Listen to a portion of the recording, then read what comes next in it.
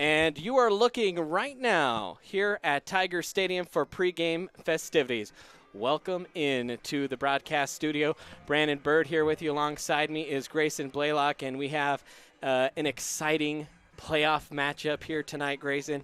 It's the second round of the 3A state playoffs, and more than that, it's the last game here at Tiger Stadium for at least this crew of players, and what an exciting night it is. It is really exciting tonight. The stands already filling up. The players, you can tell before this game, really excited, really ready for this one, and they're ready to end the seniors' careers on a bang. And we know it is the final playoff game of the night because win or lose, if the Erie Tigers win next week, they will be going down to either Pueblo or Colorado Springs, depending on the result of tomorrow's game between Pueblo East and Discovery Canyon. And we'll get more into that later. But real quick, before we kind of talk about last week and the game against Durango, this Green Mountain team, a little bit surprising in some ways. A team that really hasn't had a lot of success, has rolled in this year, only 2 losses all year, first 2 games of the year, and they're riding a hot 9-game winning streak. Tigers should be ready for this one here tonight. They should be ready. Green Mountain's first 2 losses to Harrison and Palisade, the 5-1 seeds in the playoffs. So they've been tested. They've played some good teams, have a great win over 4A Stanley Lake. That kind of vaulted them into their 9-game winning streak. This is a very young team. Kind of reminds you of last year's Erie team. All their best players are juniors for the most part. Quarterback Trey Towndrow, a couple of running backs. We'll get into that more later. They're all juniors. So definitely reminds you a lot of last year's Erie team. But, of course, the Tigers wouldn't be here this week without a big win last week over Durango. We'll show you some highlights here in just a second. But, Grayson, last week the Tigers come out. They fumble their opening possession. Durango comes down, interception by Caleb Furman. Tigers score. They never really looked back. They're only up 13 at half, but they rolled big time in that third quarter. They did roll big time in that third quarter. A couple halftime adjustments probably really helped them out in that one. And Durango couldn't stop Noah Roper in the second half. All right, speaking of last week, let's go ahead and take a look at last week's highlight. They'll send Vera in motion across the formation. Ball spotted between the hashes. Here goes the handoff to Roper. Sputters through a hole. Has a big hole. He's off to the races on the first play across the 50, and he has got one man to beat. Cuts back and finally gets slung down from behind inside the 20 all the way down to the 19. Mendoza takes it, hands off. Roper, left side, dances, spins through a hole, and loses the football, and Durango has popped on it. It was a pickup of about 5. He was falling to the turf, and the ball comes out, and Noah Roper fumbles for only the second time all season. So here we go, 3rd and 8 out of the timeout here from Erie. 3 wideouts this time and a tight end. They'll motion one in. Wolverton, play action. They're setting up a screen. It's caught by Markham. He'll take it straight up the field. He's got a first down and more across the 30. Tackled from behind inside the 25 all the way down to the 22. And this time it's Mestis in motion. Now trips to the left side. Wolverton fires, throws, intercepted by Caleb Furman. He's going back the other way. The 20 up the sideline. Couple blockers and finally gets ridden down out of bounds at the 29. 2nd and goal from the 1. Roper takes a snap, goes left side, walks into the end zone, and Erie leads it by a touchdown here at home. And the first score of the game is the first play of the second quarter. Mendoza takes a snap, hands off to Roper, big hole on the left side. Roper bursts through it, makes one man miss into the secondary, still churning the legs, and finally ridden down at the 40. A pickup there of 19 yards for Noah Roper. Mendoza takes a snap. He'll keep it himself right side, steps through a tackle. He was dead to rights and somehow got out of it. Still breaking tackles. He's got 10 yards and a first down. Roper again in the Wildcat. Fakes it, takes it himself, hops through a defender's arms into the end zone. 3rd and 6 for Durango, 36 seconds left. Wolverton in the shotgun. He's going to pitch out. They're going to throw it back to Wolverton, who is wide open, catches it, cuts upfield across the 50, and finally wrestled to the turf by Roper. And Wolverton takes the snap, rolls to his right, looking downfield, has a man emerging, but being pressured, steps up in the pocket. He's across the line of scrimmage, now being chased. He's got 10 yards, first down yardage, and finally run out of bounds at the 33. We'll go to that hook and ladder. No, I don't think so. Wolverton looking to his right. He's being pressured again. Throws it. It's intercepted by Bradford, the D lineman, with 4 seconds left.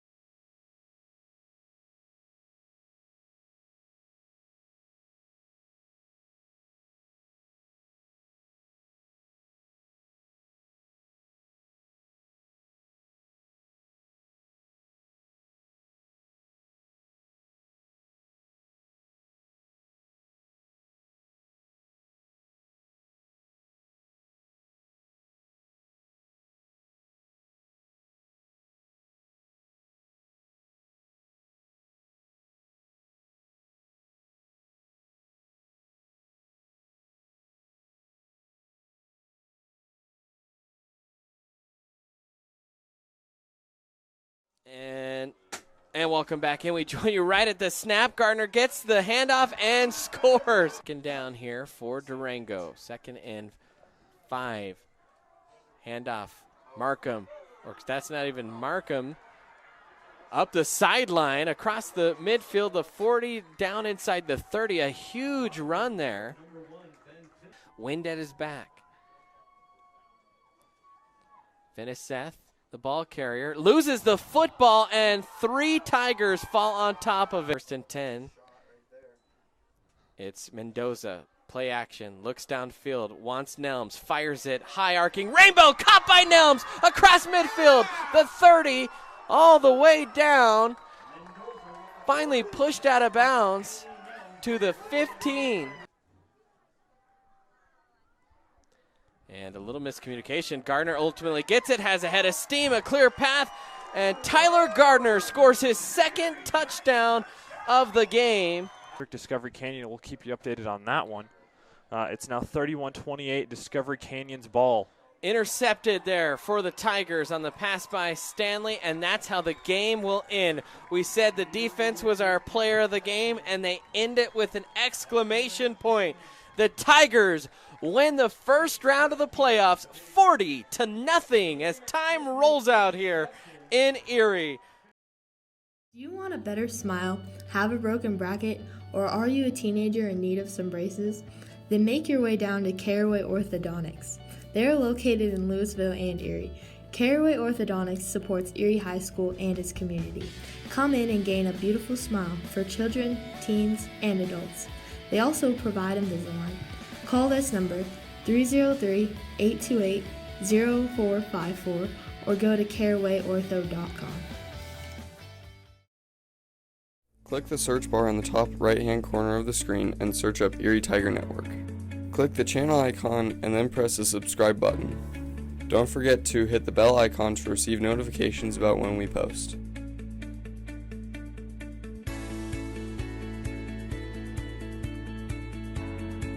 Click the thumbs up icon to like the video.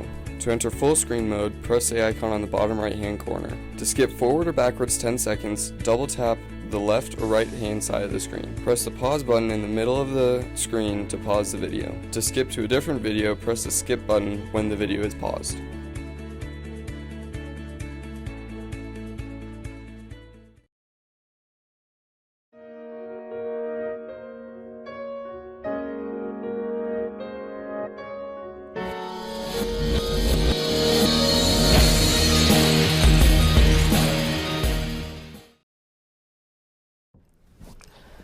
Hello and welcome into our pregame show. We're lucky enough to be joined today by the starting quarterback for the Erie Tigers, Gavin Mendoza, and a starting two-way player at wide receiver and defensive back for the Tigers in Caleb Furman.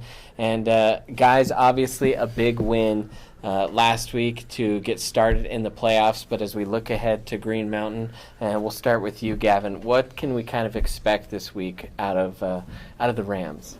They're pretty big up front. They're pretty aggressive too.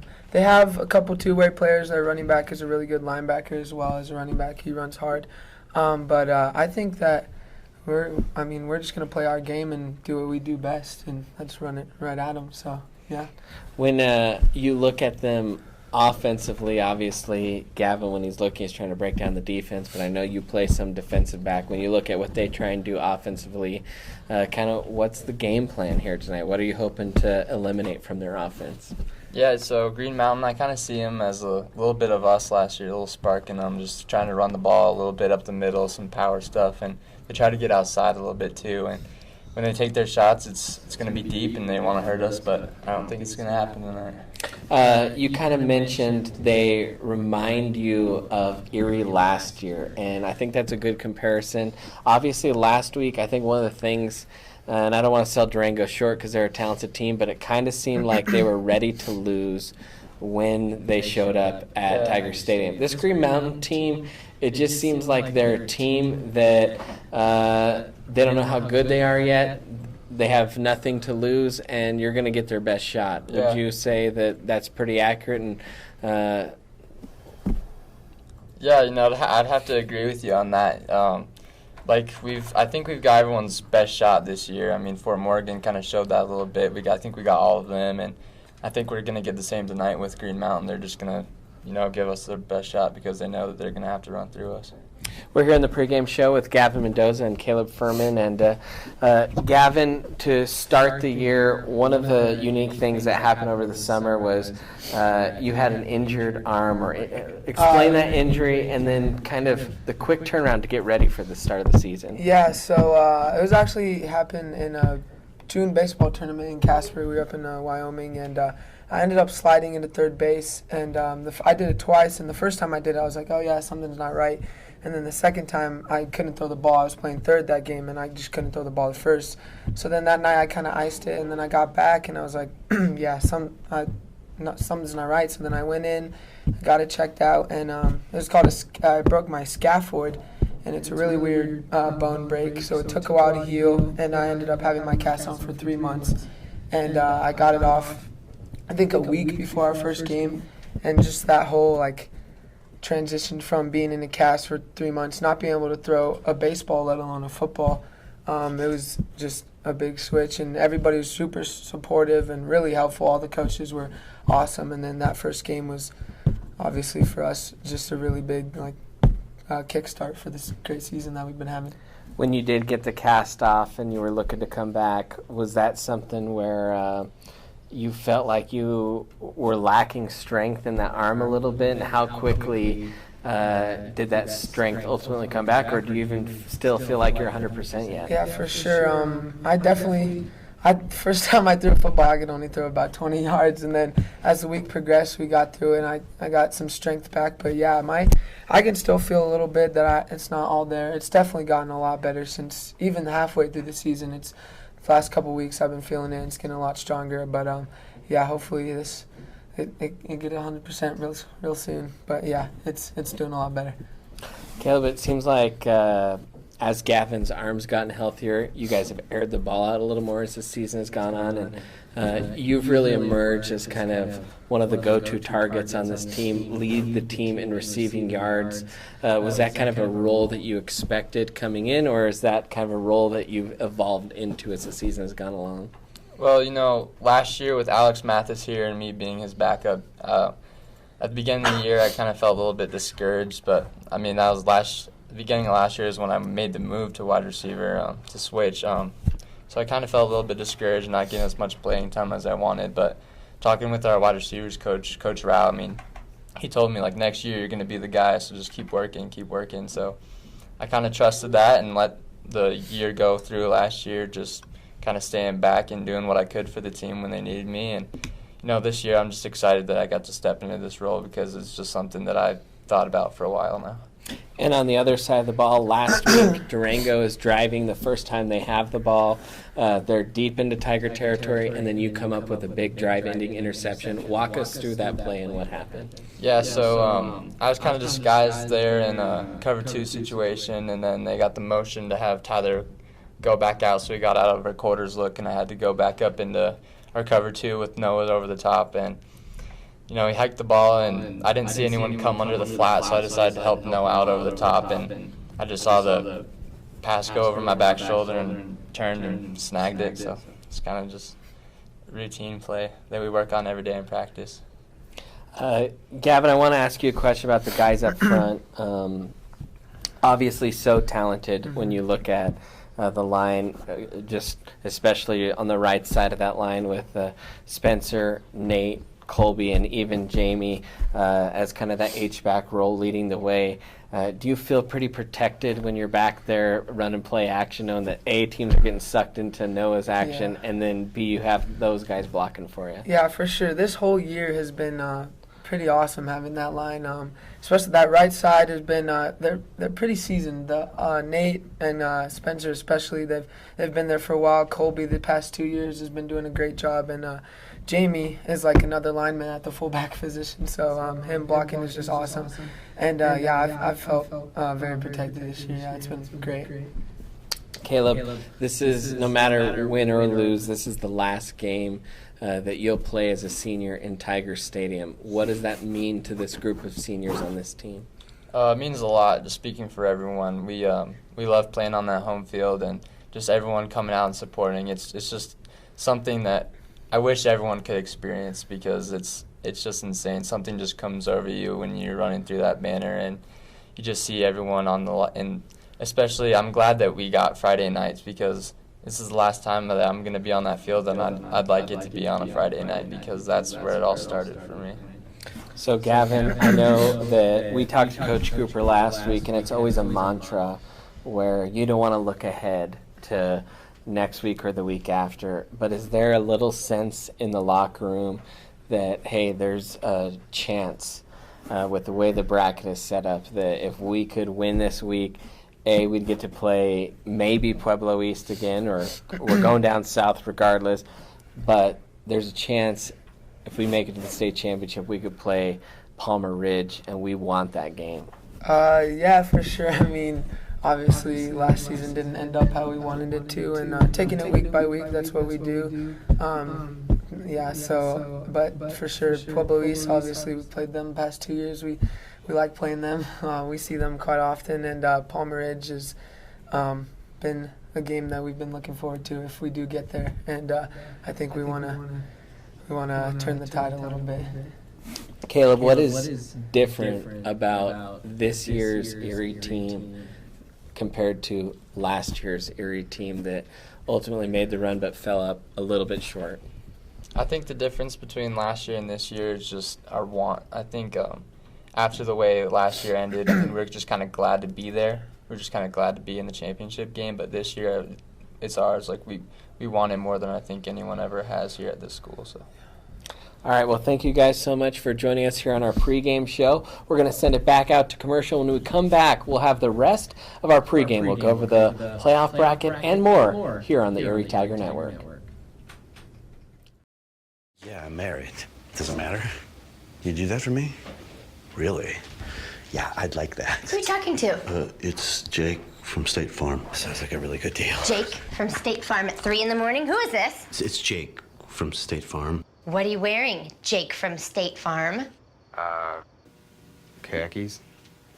She sounds hideous. Well, she's a guy, so. Another reason more people stay with State Farm. Get to a better state. You are watching the ETN.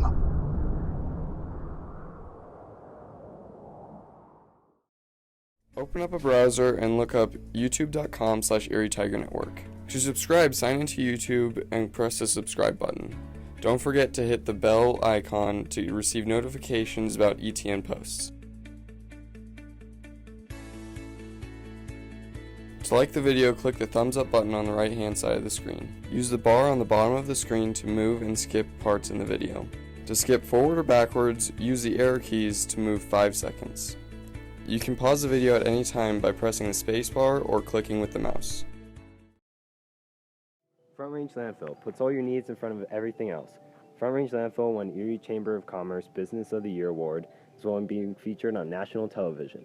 We are very proud of our facility and we welcome the opportunity to address your disposal needs.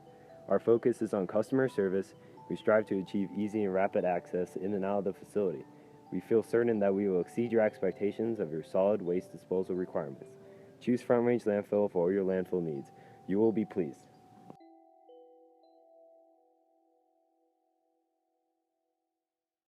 To stand still.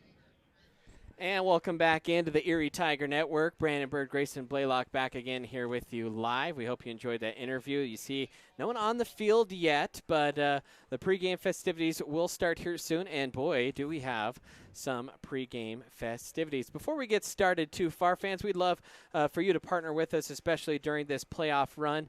Go on to Patreon.com/Erie Tiger Network to be a member of our Patreon. We're looking for 50 people to support us for $1 a month. That's it. If we could do that, the Erie Tiger Network would really be set throughout the year. That's really all we're looking for. Of course, you can also go to ErieTigerNetwork.com and click support, and that's a way to help us pay for these playoff rights. And these playoff rights, of course, we could not be broadcasting this game without the help of some very important people, including Cooper Electric, Waterworks, Irrigation Landscape, Miners, Showcase Builders, and then a slew of people: Michelle Mendoza, Richard Lovato, Cheryl Knutson, Christina Stem, Annie Lund, Jeremy Quinn, David Arlington, Trina Green, Matthew Roper, Jonathan Nelms, Michael Fredericks, Julie Singh, and the Raritan family all have pitched in to help pay for our playoff rights, and we are happy to bring those here. Well, Grayson, obviously it could be a big night tonight for Noah Roper. Some records potential, and the top one, career all-purpose. And when we get a chance, we'll ask Ryan Casey, who's actually with us here tonight, if that is the true number, because we saw Ryan Muller's rushing stats. But you can see a few more good games, and Noah Roper, he could potentially get in top 2 in career all-purpose. You also continue to look at the record books.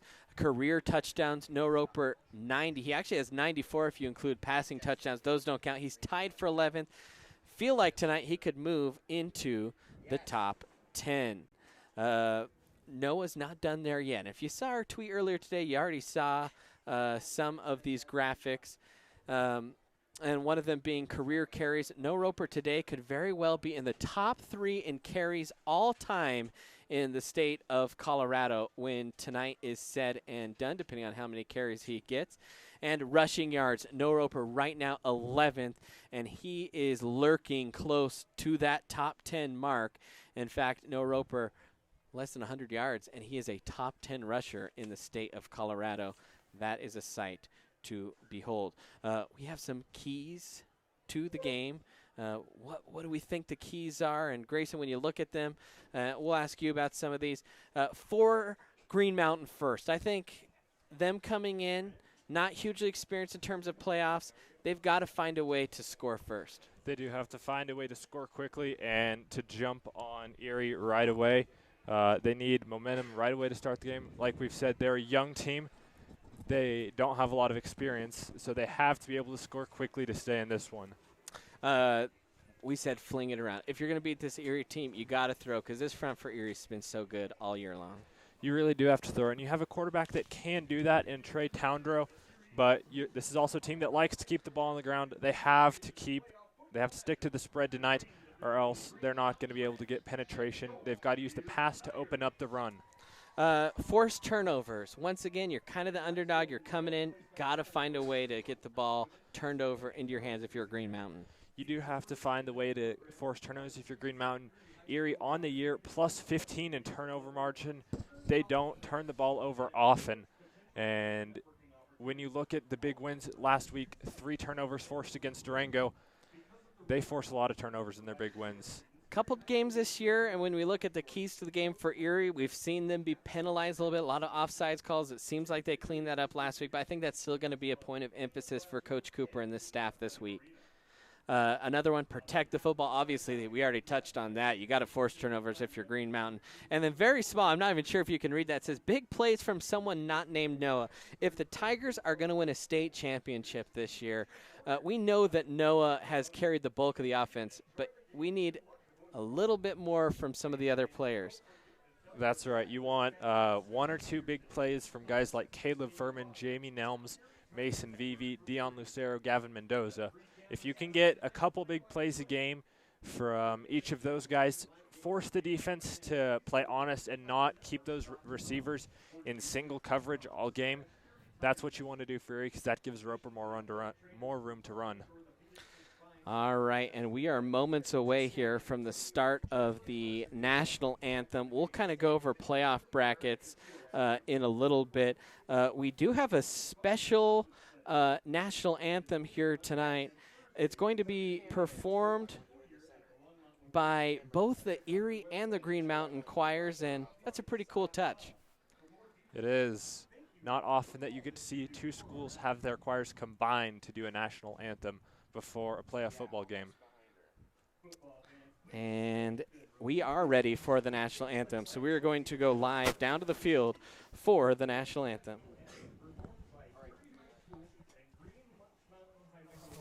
What?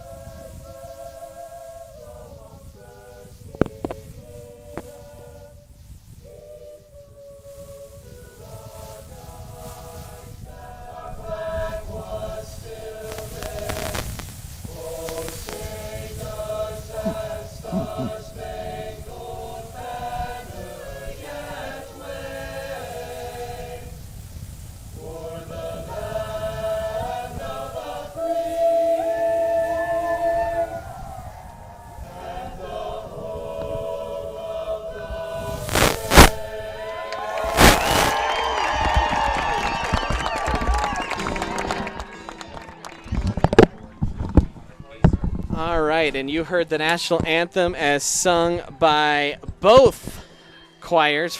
For Green Mountain, directed by David Gleason, and for Erie, directed by Janae Bird. And, well, we're not done with the show here tonight. As you can see, it's firework time here in Erie. And we'll just let you enjoy the show.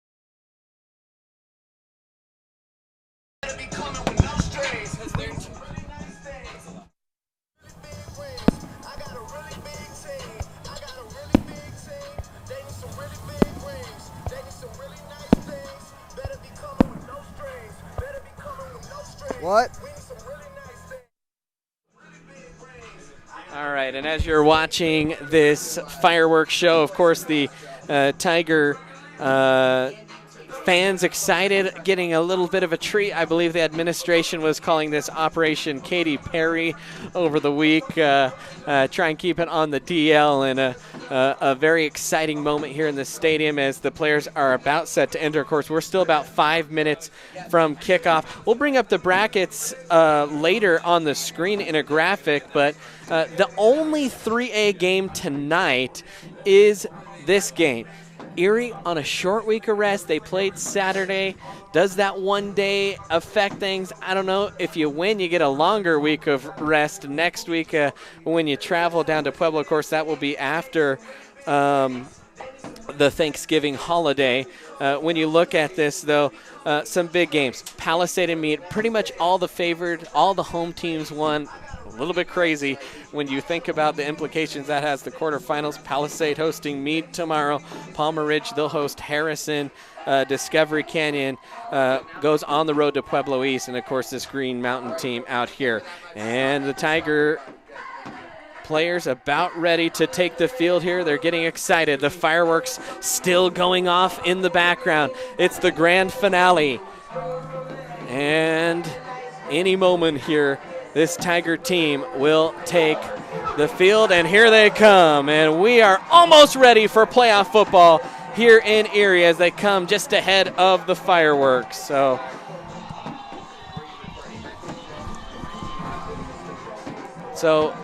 Grayson, when you look at those matchups, what sticks out to you? I'm particularly interested in the Pueblo East Discovery Canyon game. The winner of this game will travel if it's Erie and host if it's Green Mountain. Pueblo East Discovery Canyon, an interesting rivalry. Discovery Canyon has won 6 out of the last 7 regular season meetings, but Pueblo East has won all 5 of the last playoff meetings between the two teams. So that's one to keep an eye on for sure if you're an Erie fan. And folks, really quick, we want to give a shout out to some people watching that aren't here.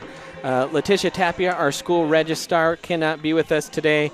Her niece was in the shooting out in California, Elena. And if you want to help out Elena, you can go to elenasvoice.org. And so we will get started here soon, but we just wanted to take a moment to shout out to Letitia and remember the life of Elena.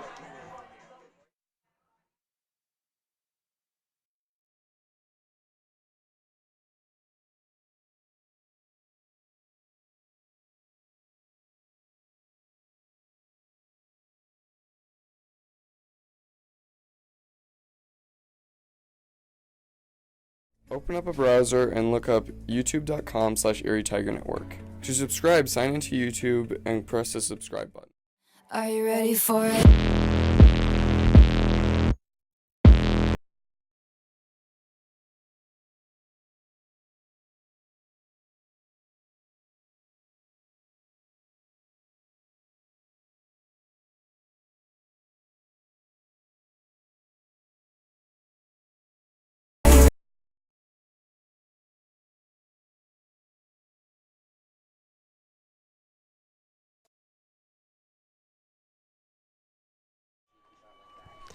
And welcome back in. Here we go. Start of this game. It will be the Tigers kicking off here to Green Mountain. Green Mountain wearing the all-white uniforms with the white helmets and kind of the bluish numbers here. Tigers wearing their all-blacks with the orange helmets. And Julian Costine, who is one of the top 5 in kickoff touchbacks, will send this one for what else? Another touchback, as we are all ready to get rolling. And folks, we apologize for this. Our scoreboard right now, we are trying to get it up and running, and oh, there we go. And I think we're good. Jaden Sanders, our CG here tonight. So here comes Green Mountain. They'll come out. First play from the shotgun. Trey Tandow, the quarterback. He'll take it, fires an out route into the flat. That one is snared by Tristan Tafoya, and a good little first down gain there for Green Mountain right out of the chute to pick up a 5. And that's something you'll see Green Mountain go to a lot, especially in this one. Those short passes, they like the quick out route. Got to see a little bit of their game against Thomas Jefferson last week. They went to that a lot. That's a good, solid 5-yard pickup for them. And Tafoya really not one of their main pass catchers on this team, getting that first crack. Now Tandau again. Steps back, fires over the middle. That one is caught underneath by Padilla, and Padilla will lean it up across the first down marker and a nice little 6-yard pickup there for a first down. And, folks, we have gone black for some reason, and I am not sure of that reason, and not a good time to go black. Not sure what's going on there. We are going to try and get our video up and going here as quickly as we can. And there we go. Little glitch or short in our cord. 1st and 10. Now for the Rams. Tandau again. Runs read option. Hands off left side. Making a cut up the field is Meinert. And he will finally be dropped after a pickup there of about 3 yards. So good little opening drive here to start at least for the Rams. Green Mountain doing a good job of moving the ball, getting to the outside so that they can take advantage of their young speed. Quinn Meinert, 1,096 yards on the ground for the year. Kind of there, Noah Roper, obviously, not with the stats, but still a good runner. Now Tandau again. We'll send a man in motion. He'll throw it to that man out of the backfield. That's Trey Corkin. He'll turn it up the field and finally gets dropped around the 40. A pickup of 5. And already Tandau 3 for 3. And Corkin, one of the leading receivers, the leading receiver, has half of the pass catches from Towndrow on the year. 44 catches almost, and now with that last catch, 700 yards. Now 3rd down, big play here. Tandau, he'll hand off left side, stretching it out as Meinert. He's met in the backfield, and the Tigers will swarm and clean it up, and that'll be a loss on the play. And a good play there defensively by that Tiger front 7. It was a good play. They anticipated the stretch run with Meinert. Hackney was there and got into the backfield to tangle him up. So 4th down and 5 here for the Rams. And we heard Coach Mickens, the Rams kind of do some funky things with the punt, and so Noah Roper kind of almost playing like Troy Polamalu back there, picking and choosing what he's going to do versus a traditional punt returner. And Green Mountain, their first punt last week, they did run a fake. And here is a fake up the middle, and the Tigers snuff it out. It's only a gain of 3 and a turnover on downs near midfield on the Green Mountain side, and a good early possession there defensively for the Tigers. That was a good early possession. The Tigers clearly watched that Green Mountain film versus Thomas Jefferson, knew they had that fake punt in the playbook, were expecting it. Good call there by Coach Mickens to have them ready for the fake punt, and good execution in stopping it. All right, and here come the Tigers. Gavin Mendoza, the starting quarterback. We'll look at the starters here in just a second. Noah Roper, obviously so exciting throughout the year. The starting running back here for these Tigers. 1st and 10, ball spotted at the Green Mountain 41. Clap of the hands by Mendoza. 2 men will go in motion. That's Nelms and McDonald. Snap to Mendoza. Handoff Roper. Has a little hole. Sidesteps one. Kind of weaving through traffic and pinballs his way forward for a Tiger first down and a pickup of 11. And good first run there by Noah. Just got a little bit of spark of daylight on this very dark night, and that's all he needed. And here are the Tiger starters. Of course, Mendoza, Roper, Jamie Nelms, Caleb Furman, Ian McDonald, Isaac Kana, the specialist. Brooks, Hackney, Grassi, Arlington, and Meeks is, the big guys up front. They have been real good this year. Yes, they have. They will only give Noah 9 on the play. That'll bring up 2nd and inches here for the Tigers. As it looks to be Roper running out of the Wildcat. Now the officials are going to conference and talk things over. While we have a moment, fans, don't forget to follow us on social media. You can find us on Facebook by liking the Erie Tiger Network. Follow us on Twitter @Erie Tiger Network or Erie Tiger Net, or check us out online at erietiger.network.com. And they will measure, and this one is still a couple inches short, so a good eye there by the white hat after the 9-yard pickup there by Roper. And again, a good first carry for Roper. Erie has to set the tone of just their ground pound early in this game. So 2nd and inches here for the Tigers. Mendoza in the pistol, ball spotted at the far hash. Once again, same motion here for the Tigers that they had on that first play. Snap, give, Roper bounces out right side, has a crease up the sideline to 20, and he bursts like a cannon into the end zone for a Tiger touchdown from the 2nd play of the night for the Tiger offense. And what a run that was from Roper. Just took a little crow hop to the outside, kind of looking like Le'Veon Bell, and then just used his speed to get around the Green Mountain secondary. No one could catch him, and Erie takes a very quick lead in this one. For Noah Roper, that's his 36th rushing touchdown of the season. Now Julian Castine out to kick the extra point here for the Tigers. On kind of a windy evening here. Wind kind of blowing from the far sideline to the near sideline. Castine, the snap kick is up, and it is good. And the Tigers lead it 7-0. We'll step aside here on the Erie Tiger Network.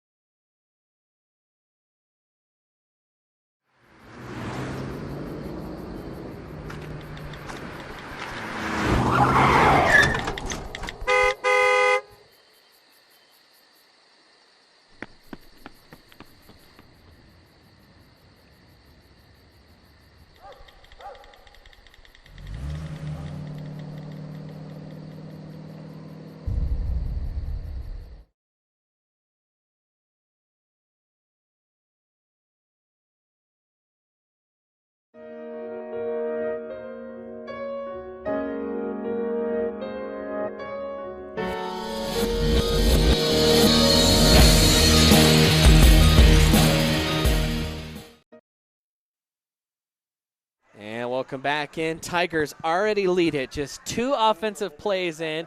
And if you look at this Tiger team, they have been dominant at home all season long. Every game here at home so far this year has been running clock for the Tigers. A perfect 5 for 5 as this one is sent high into the air. And Julian will actually get a return out of this one, taken from the 5. And Tigers doing a little bit of chasing there. Weaving is Corker, and he will finally get spilled out around the 20. And that is where Green Mountain will start their 2nd drive of the game. And a lot of running for Corkin to get the ball to the 20. Ran the ball laterally to start. And that's something they coach you not to do, but it is decent field position for Green Mountain. And that one appeared intentionally placed by Castine to avoid the touchback. All right, so here come the Rams again on offense. Snap, Tandow scanning the field, being flushed from the pocket. Tigers chasing him, eludes one sacker, still on his feet. Across the 30 now, puts his head down and bulldozes his way across the 35, and a pickup there of 16 for Tandow. And he's the 2nd leading rusher on this team. You can see why right there. And that is something that he has. Very mobile quarterback, over 800 yards, I believe, on the ground this year. And Towndrow, some guy. He's a guy you want to keep in the pocket tonight. 1st and 10 now for the Rams. 3 wideouts in the formation. They'll send Corker in motion. Snap, play, or a read option, and Tandow again takes it and finally gets smacked to the turf by a couple of Tigers, including Noah Roper, as a pickup of 9 there for Trey Towndrow. And another good run for Towndrow. Just using the spread formations of Erie, or of their offense, to spread out the Erie defense. The defensive backs can't keep the ball in the box when you have 3 receivers on the outside. It gives you more room to run up the middle. 7-0 here, Tigers, midway through the 1st quarter. Towndrow in the shotgun. 2 wide out, or 2 running backs flank him. Now he'll motion 1 out. That's Minert. Takes a snap. He'll run option to the left side. Cuts up. The ball's on the turf. And I think Green Mountain jumped on it. And they did. And we'll see if we can't get a replay there of that as you take a look. And Towndrow was just trying to cut up the field here. And, yep, just popped out. Couldn't quite tell whose hand got in there, and then the offensive lineman popped on it. So 3rd and 1 now for Green Mountain. And you think maybe after the fumble they might try to go to there. Of course, also might try to stretch it out to the side like we've seen them. Towndrow hands off to Minert. Just kind of dances his way through a hole across the 50. And a decent pickup there of about 5, maybe 6 yards. 7, actually, they'll give it to Minert. There for a Rams first down. 8 yards rushing for Minert, 3 carries, 33 yards rushing overall so far for Green Mountain.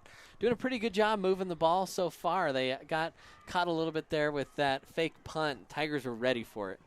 The Tigers were ready for the fake punt, but Green Mountain knows that Erie is a team. They play a lot of running teams, Erie does, and Green Mountain knows with a full wide receiver set.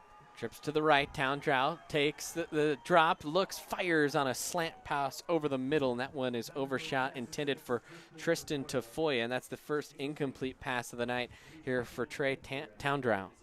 And Towndrow, an efficient passer, about a 60% completion percentage on the year. And Green Mountain doesn't throw the ball a lot, or hasn't throughout the course of the season, but they are willing to go to that when they need it. Now 2nd and 10 here for the Rams. Empty backfield for Towndrow. He'll motion Corker.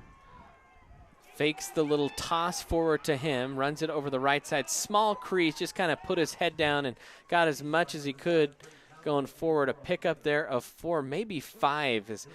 So far, Towndrow pretty impressive at quarterback. Good runner, good arm.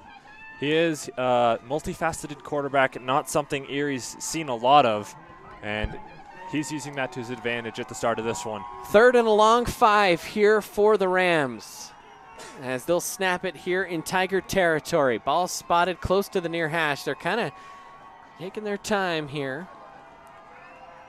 Still plenty of time left on the play clock, though. Towndrow takes the snap, rolls to his right, looking downfield, waiting. He'll take it himself, and Jamie Nelms, Nate Hackney, and Spencer Brooks devour him for a loss of 1 on the play. A lot of black shirts right around the ball right there. And that was a good job of keeping it in the pocket, tried to step up. The defensive line was there, broke through the pass protection, and good coverage downfield. Partially a coverage sack, forced him to step up in the pocket.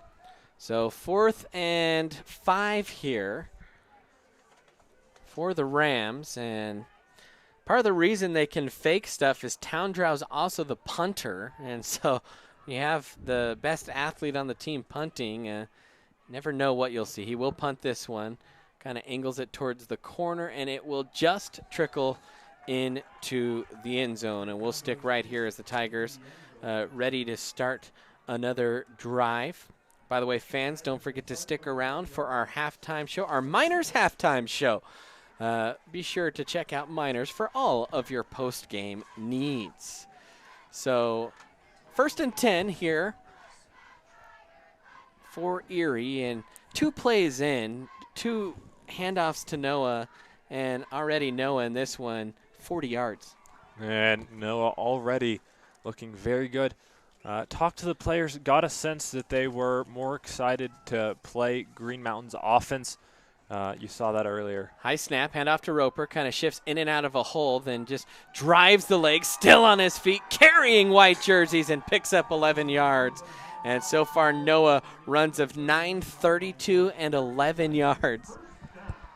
Averaging 17.3 yards a carry. If he can keep that up, I think it'll make his season average go up just a little bit. Yeah, already a pretty good season average there for Noah. Now across 2,150 yards on the season is Noah Roper. And that state record book will have his name plastered all over it in the career marks in, well, certainly already but especially so when we actually report them to our friend who's actually here in the booth tonight, Ryan Casey, who's also tweeting about the game. You can follow him along on Twitter. So we'll make sure he gets those records. At J. Ryan Casey. A little bobble of a snap. Roper still picks it up, eludes some tacklers, and makes something out of nothing. And Noah Roper looks like a man on a mission so far here tonight. A little bit of a miss-snap, miss-exchange, and Roper's still able to get 8, maybe 9 yards. And Roper knows this is his last game at Tiger Stadium and playing like he wants to have his best game of the year early on. 4 plays for the Tigers. All 4 have gone to Noah. It always feels like this is about the point where Coach Toof likes to run a little play action. Here goes the handoff to Roper. Slides through a hole, leans across the first down marker. Needed a couple, picked up 2 or 3, maybe 4 yards on the play, all the way up to the 43. And something you notice with this Green Mountain defense, the edge rushers are over pursuing Roper to the outside. Good job by the tackles to force them outside and give Roper room to run up the middle. Mendoza takes a snap, helmet high. He'll keep it himself, right side, weaves through traffic, still on his feet, spinning, and finally just kind of rams his way, still churning the legs. Good run there by Gavin Mendoza. Pick up that time of 13 on the run on the first carry of the night by Gavin. And Gavin, nice little first carry for him. It is a nice little first carry, and that's one of the things that Erie is going to have to continue to mix in throughout if they want to keep defenses from keying on Roper. Mendoza, a capable runner himself, over 100 yards on the year. Actually, that one putting him close to 200 rushing yards on the year, 500 yards passing. Mendoza, a dual threat quarterback himself. 1st and 10 now here for the Tigers, this time on the Rams side of the field. Mendoza, high snap, hands it off to Roper. It goes through a hole and then just bowls over the top of one Green Mountain defender. Trying to make the tackle that time for the Rams was Ryan Birdie. And an 8-yard pickup again by Noah. Efficient offense so far here for the Tigers. Mendoza, as the Tigers trying to go quickly, takes a snap, hands off to Roper, right side, slides through a hole, and Noah Roper off to the races again, and he will score. 41 yards, Noah Roper. And Roper with a great run. The offensive line just opened up a hole, and that's all he needed to get to the secondary and outrun everyone again for a touchdown. And look at Noah, it just kind of snuck through the hole, and man, tonight it just looks like he is being shot like a rocket through those holes. It does. You wonder if it's almost got to be the last home game weighing on him maybe a little bit, and it's helping him. So a 13-0 lead here with 2:14 remaining here in quarter number 1. Julian on to kick the extra point. Snap is good. Kick is up, and it is good. Fireworks before the game. Fireworks to start the game. We'll take a timeout here on the Erie Tiger Network. Do you have a plan in place for your family's future in the event something happens to you?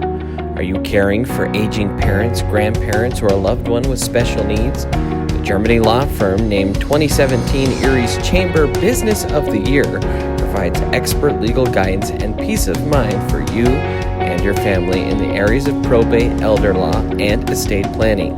Visit Germany Law Firm's Erie Village office or website at coelderlaw.net to set up a personalized consultation.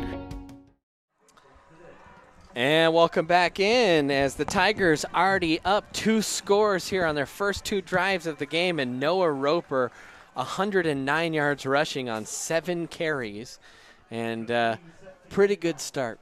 It is a pretty good start. The offensive line's doing an excellent job opening up those first-level holes, and Roper's done the rest, just outrunning the secondary of Green Mountain for a 32 and a 37-yard touchdown run. Hey fans, don't forget to like this video that you're watching and subscribe to our YouTube channel. Just hit the subscribe button down below and it'll give you notifications if you hit that bell every time we're about to start a broadcast. So here we go. Julian will kick off, and this one will fly high into the night, and another touchback for Julian. And just some quick stats on Julian.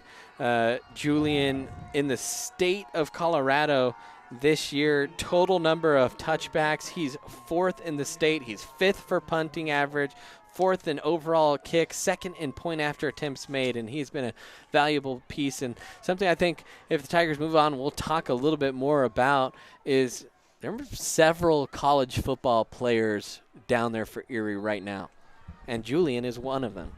He is a great kicker. Hasn't got a lot of chance to kick field goals this year, but certainly capable of that too.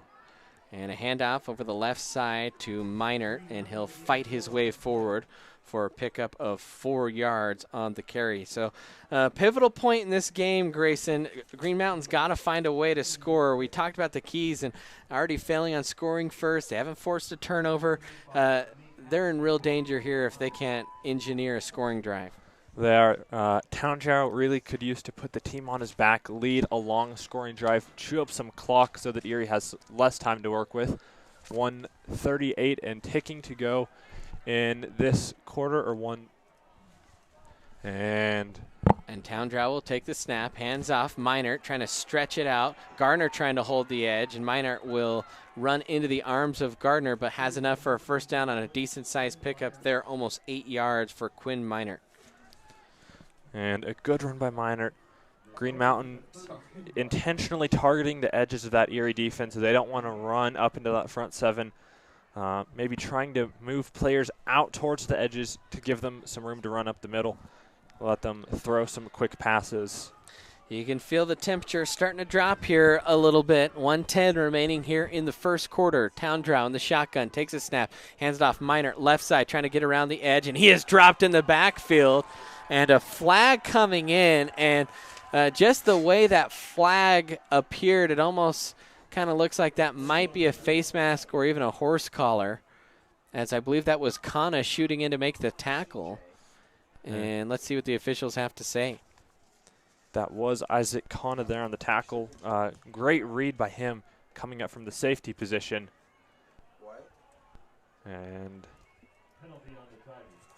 And so what would have been a 2nd and 11 is now a 15-yard penalty on Erie.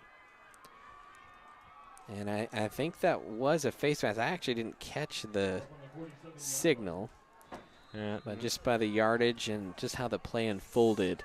So 1st and 10 here for the Rams.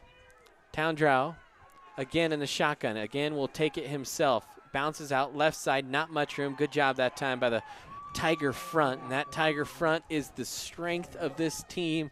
Obviously, Noah Roper, a huge piece, but, man, those 5 linemen on offense, and when they rotate in on defense, they are nasty. They are, and they're especially that way at home. Might have a graphic for you later on in the broadcast, but they've only allowed 19 points all year at home, and they have not allowed a touchdown when the clock was not running at Tiger Stadium. And that will end, or nope, a timeout. Sorry about that. Just peeking over, seeing about 15 seconds left. While we have a moment, Go Airheads Airsoft Field and Store in Erie gives children, teens, and adults an exhilarating, unforgettable experience, unique battle zone. Play against your friends and friends-to-be. For more info, be sure to check them out online at GoAirheads.com.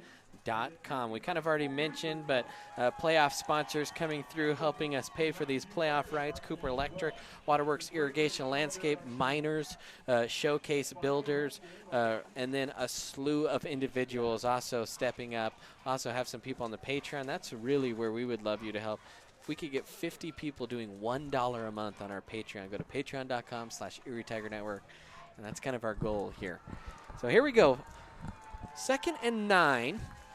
Probably going to be the last play, well, unless we see a pass here, of this first quarter, and what has been a great first quarter if you are a fan of the orange and black. Play action here for Townshow, looking down the field, now being flushed. Gardner will step up, and he runs into the arms of Spencer Brooks, and Townshow dropped for a loss of 1 on the play, and the Tiger secondary doing their part here, and it's been a great first quarter. It has been a great first quarter. Caleb Furman with the excellent coverage there on the Green Mountain receiver on the deep route. You could tell that's where Townsend wanted to go with the pass, but Furman's coverage is just too good. And that a coverage sack for Erie. All right, we'll head to the second quarter after a timeout. Tigers lead at 14-0. Have you ever wanted to support the Erie Tiger Network, the student media arm of Erie High School? Well, now you can. We have set up a Patreon page. There's a way for you to send us a monthly pledge in order to provide funding for the program, as well as get access to reward tiers. As a Tiger fan, you get the satisfaction of knowing you are helping out your favorite local media organization. As a member of the ETN fan club, you are officially recognized on air and can receive ETN goodies throughout the year. As an in-broadcast red sponsor, you get to sponsor a specific segment of any broadcast. For more information, email bird_brandon at sbbsd.org. This is a $25 per month commitment. As an appreciator of Erie's live broadcast with the weekly news, you can help support this program by becoming one of our patrons by going to bit.ly/ETN Patreon. I'm Gavin Mendoza. I'm Jamie Noam. I'm Noah Roper. I'm Spencer Brooks, and thanks for watching Tiger Football on the Erie Tiger Network. Thanks for watching Tiger Football on the Erie Tiger Network. Thanks for watching Tiger Football on the Erie Tiger Network. And thank you for watching Tiger Football on the Erie Tiger Network. And welcome back in, Erie Tiger Network. Start of quarter number 2. And it's 3rd and 9 for Green Mountain. Big play here, faking the pitch. Towndrow now being chased, avoids Tab Sire. Still trying to get through the Tiger defense. Has a gap, spun around, and has the first down and more. Good run that time by Towndrow, making something out of nothing. He was almost dropped back there and ends up picking up 13 yards on the play for a first down. Keep this very important Green Mountain drive moving. And that was a really good play by Towndrow. Eluding Tab Sire, like you said, in the backfield, and dancing around to get the first down. See the scoreboard there, or he saw it there to start, checking in on our own screen and commenting on the wrong feed. 1st and 10, though, here for Green Mountain. Shout out to our viewer in Guatemala. Handoff. Left side, and Minor going nowhere. So far, this Tiger run defense has been really stout. It has been, and it almost makes you wonder why Green Mountain doesn't go back to the pass. They had a couple quick passes, out routes, slants, working early. Haven't really gone back to it much since that incomplete pass. And for this Tiger team, we saw him get gashed a little bit by Fort Morgan. And I think when talking to Coach Cooper, that was really probably a good thing for them. Had a chance to finally clean some things up. 2nd and 10 now here for Green Mountain. Towndrow in the shotgun.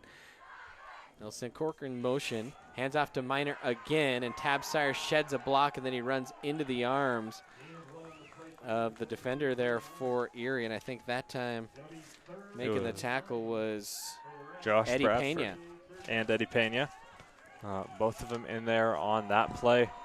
And good job by Sire making up for the missed tackle, and got in and tripped up Minard a little bit, allowing 2 other Erie defenders to bring him down. So 3rd and 9 here for Green Mountain. Again, Towndrow being pressured, fires on the underneath route, and a good job defensively to stick him short of the down marker. Pickup there of about 4 on the play.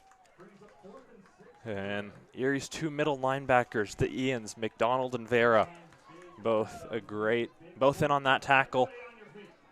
And I think this is 4-down territory for Green Mountain. Yeah, this is important play. They got to pick this up here, or they're getting into the danger zone, if you will. Can he log in somewhere? I think getting excited. 4th down and 6. Towndrow rolling to the right. Flag is flying. That kind of looks like it'll be an illegal formation. Ball is incomplete, and that is an illegal formation on Green Mountain. That will be declined, you got to think. And if it isn't a legal formation, as you see the refs lining up, which it obviously could be, other thing comes to mind is offsides. And that is illegal formation. They will decline that, and another turnover on downs for Green Mountain after the incomplete pass. And the Tigers, so far in this one, have only given up 2 plays over 10 yards, both scrambles by Towndrow, and they've kept this passing game at bay. They have, and that's a really good sign for Erie. Obviously, once you get later into the playoffs, there's some good quarterbacks. Harrison with Orlando Westbrook Sanchez. Obviously, everyone remembers Ty Evans with Palmer Ridge. And defending the pass is something Erie's going to have to be able to do. And now here come the Tigers out onto the field. And Colby Arlington about to take the ball here. Colby Arlington, the starting center, made All-State choir earlier this week, so shout out to Colby. Hand off to Deion Lucero on the jet sweep, and he will pick up about 3 yards on the carry. Tigers trying to find more ways to get Deion the ball.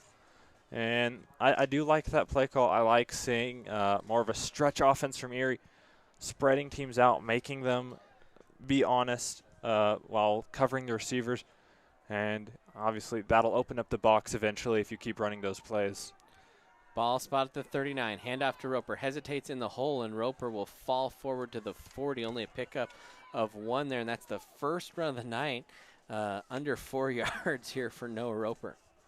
And Roper, with that touchdown run, is now 10th on the all-time rushing list. Another big play here for Green Mountain. 3rd and 7, or 6 here for the Tigers. Mendoza checks into the sideline. 8:15 and counting here in the second quarter. He'll check the play at the line. Pretty good Green Mountain contingent here this week. Mendoza catches. He'll roll to his left. Stop. Looks. Gardner fell down. Instead, he'll hit Furman, who can't hold on to the ball. And so ball on the money. Furman was coming back. Just kind of almost lost his balance here as the ball got to his hands. I think he did. I think he was trying to stay in bounds there, maybe trying to tiptoe, and went down a little bit faster than he anticipated. And great throw for Mendoza. Furman just couldn't hang on.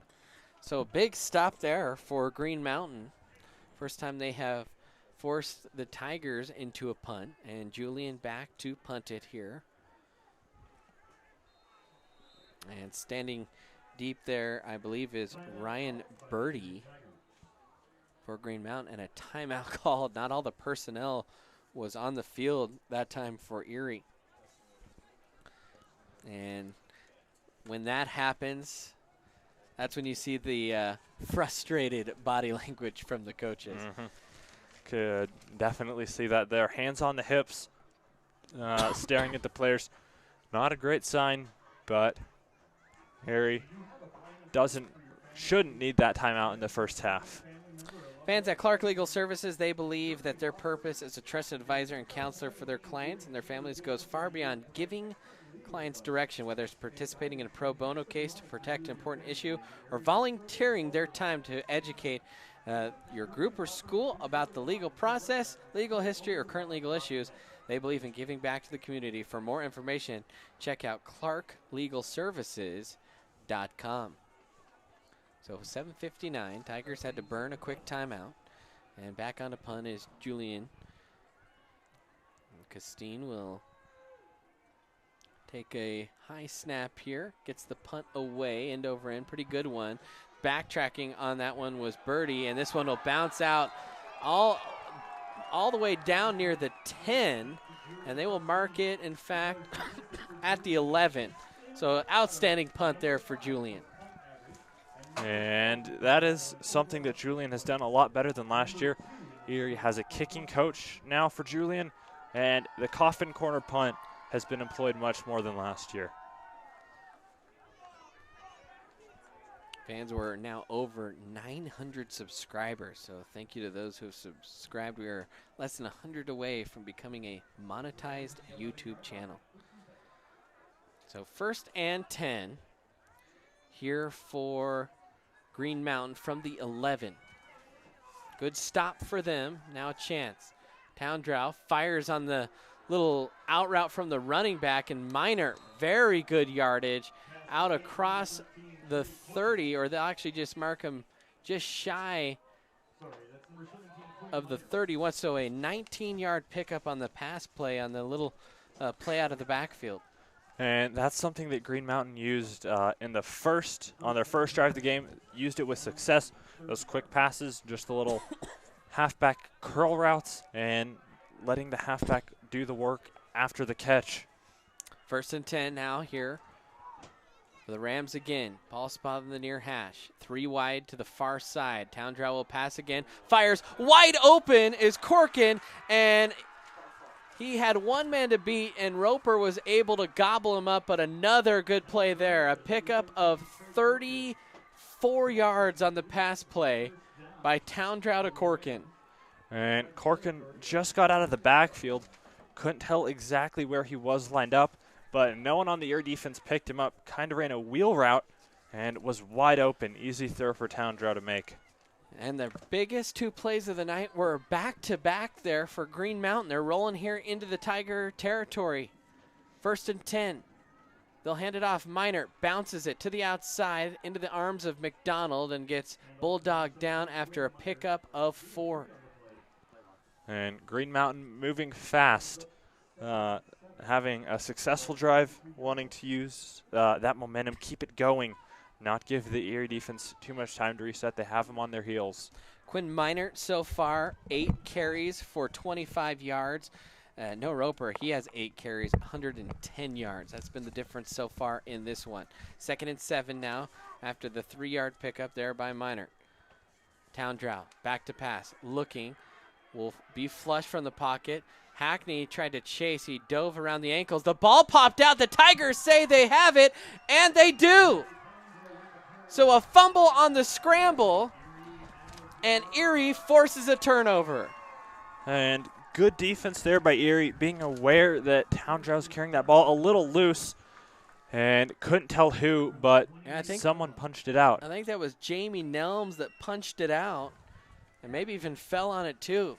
Big play there for the Tigers. And our first turnover of the game. And a drive-halting turnover. Green Mountain traveled 60-plus yards in 3 plays, and all of a sudden Erie has the ball back. So 1st and 10 here for Erie. At their own 27, Arlington. Snaps it here to Mendoza. Hand off to Roper. Almost a little counter, and then just pinballing, and ooh, finally gets smacked to the turf. Big hit down there on the field. And I think that was Jamonte Taylor on the hit. Pickup of 5 on the play for Roper. And it was good hit. Roper already being dragged down a little bit, and then Taylor came in and cleaned it up. 5:55 and counting here in this first half of play. Mendoza in the pistol, tight formation. High snap.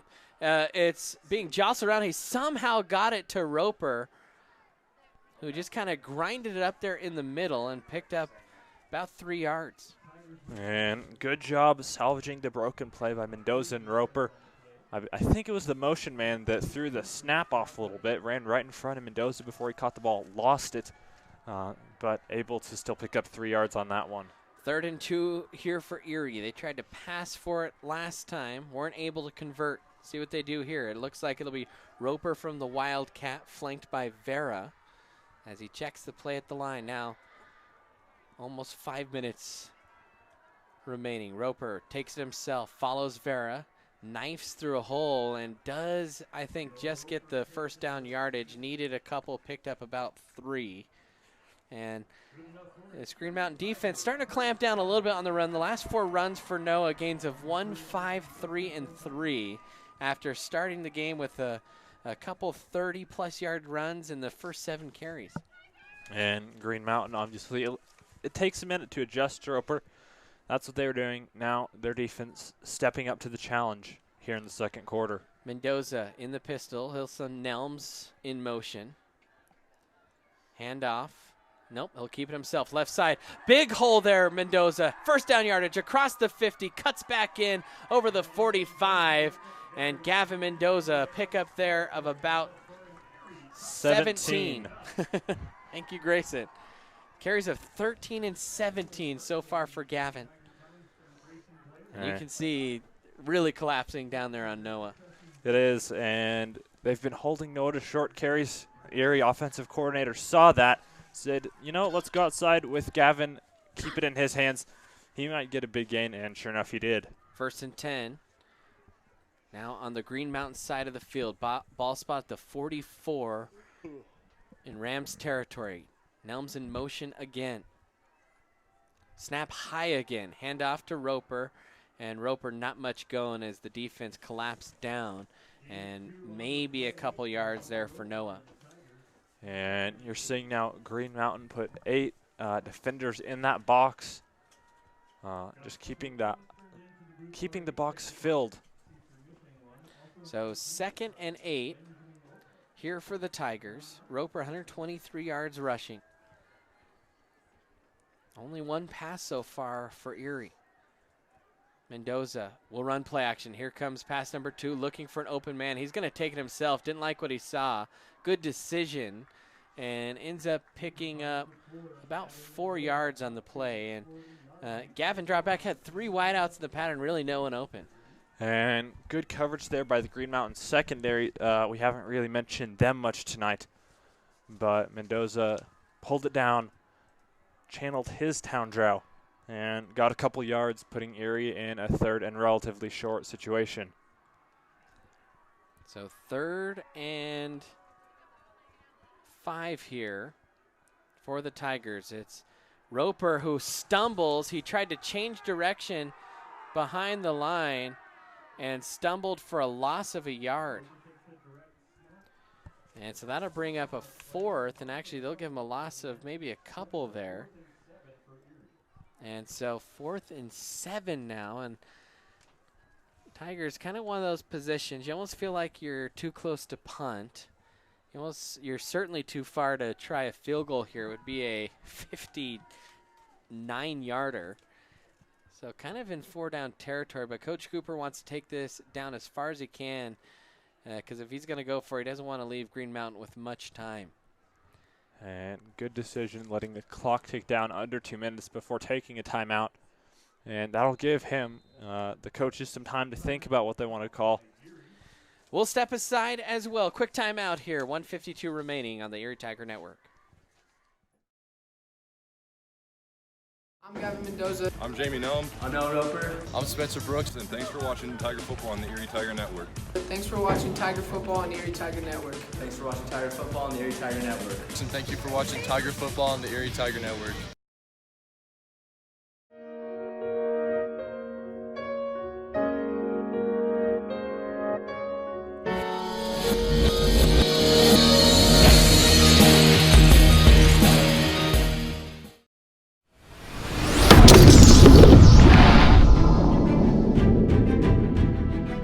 You are watching the ETN.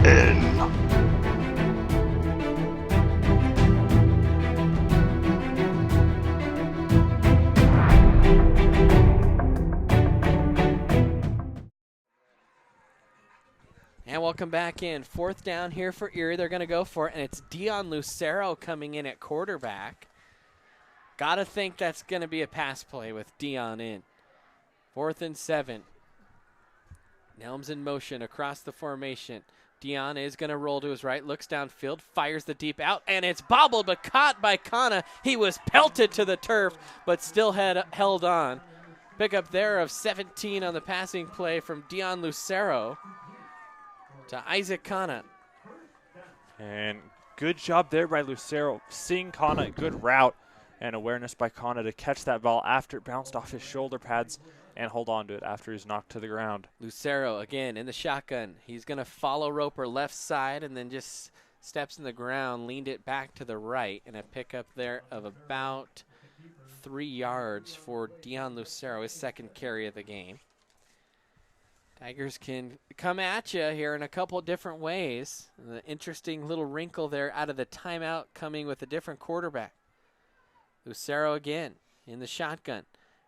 Play action. Looks, fires. Oh, just too high there for Tyler Gardner. And coming up on defense was Ryan Birdie, and it looked like he almost had a play at that.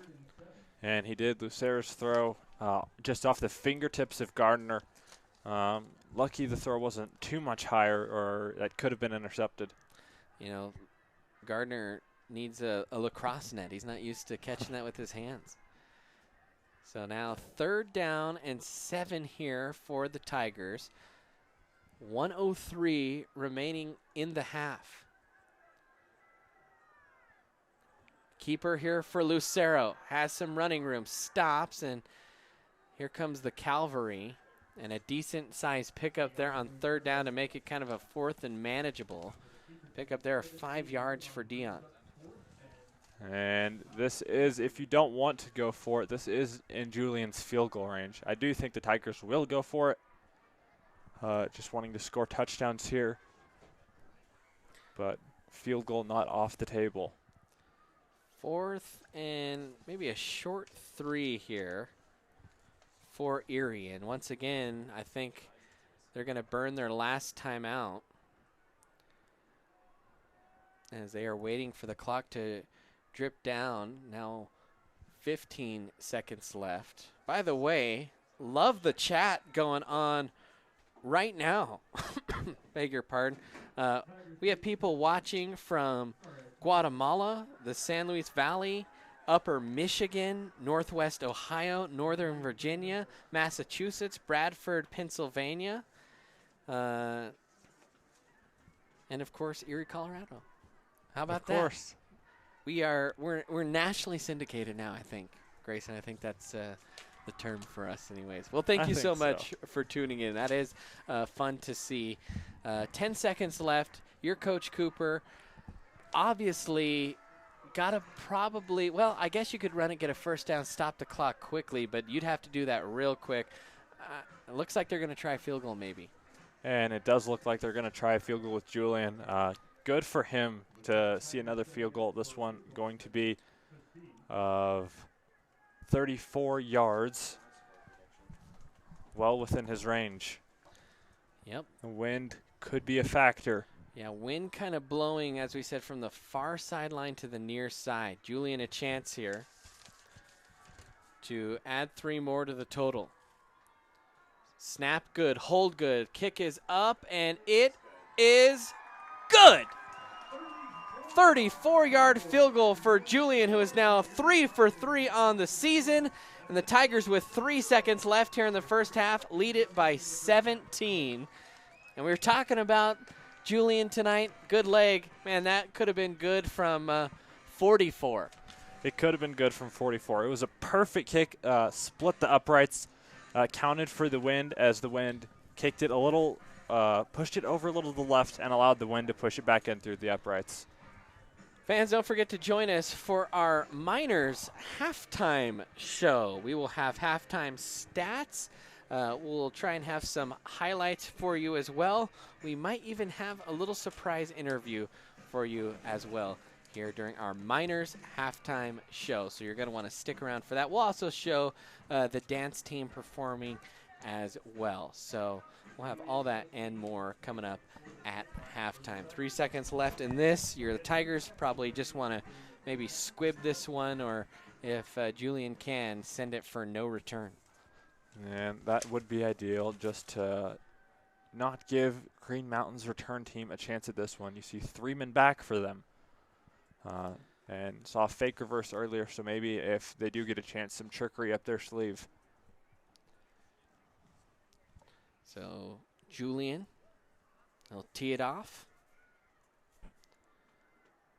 And we'll send that one, looks to be into the end zone. So, good kick. One more play here for Green Mountain. Well, we have a moment. How about having all your insurance needs under one roof? Let State Farm's Jeannie Hulse take care of all your insurance needs. Jeannie's been serving the Erie community for almost 15 years. I'd like to serve you as well. Give Jeannie a call today at 303-828-4002 or visit online at jeanniehulse.com.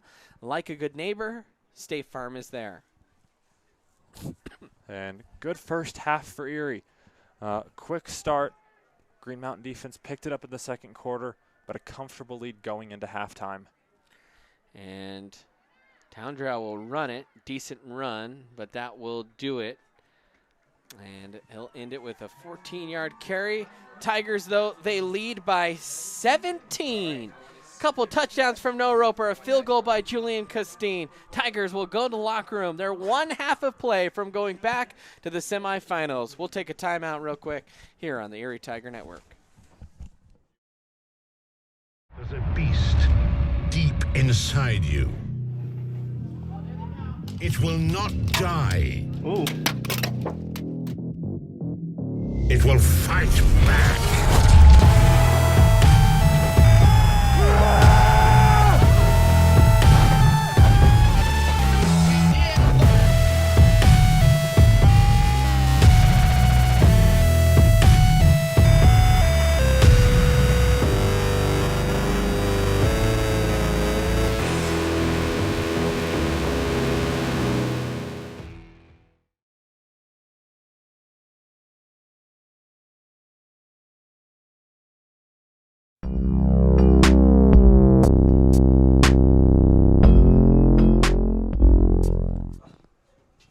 Put it out there.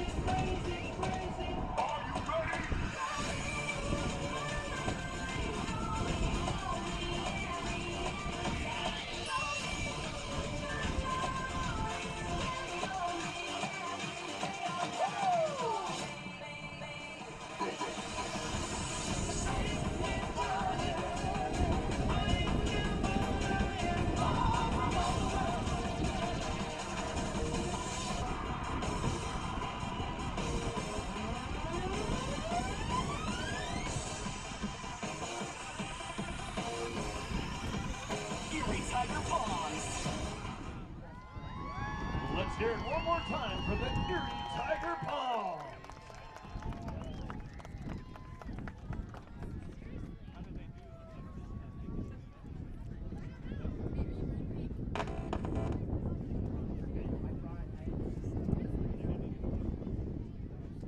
Folks, one more time, I'd like to thank... Have you ever wanted to support the Erie Tiger Network, the student media arm of Erie High School? Well, now you can. We have set up a Patreon page. There's a way for you to send us a monthly pledge in order to provide funding for the program, as well as get access to reward tiers.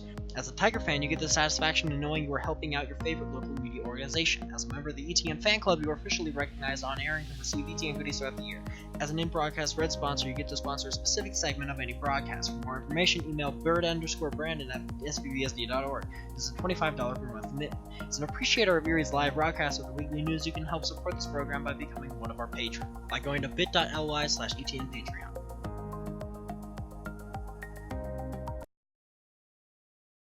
There's a beast deep inside you. It will not die. Ooh. It will fight back.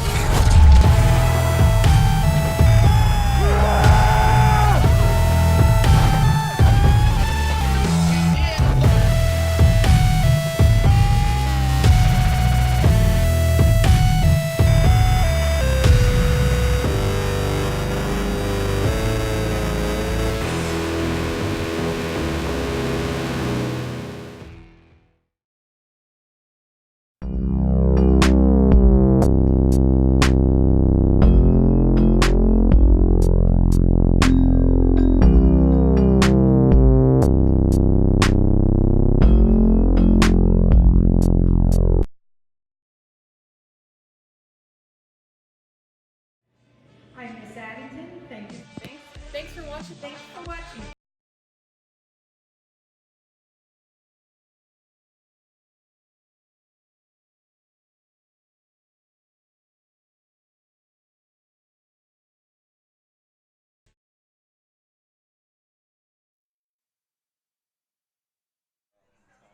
And welcome back in here for our halftime show.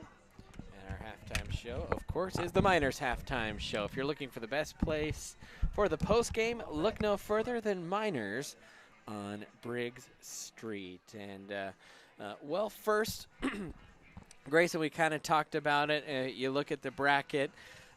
Only game tonight.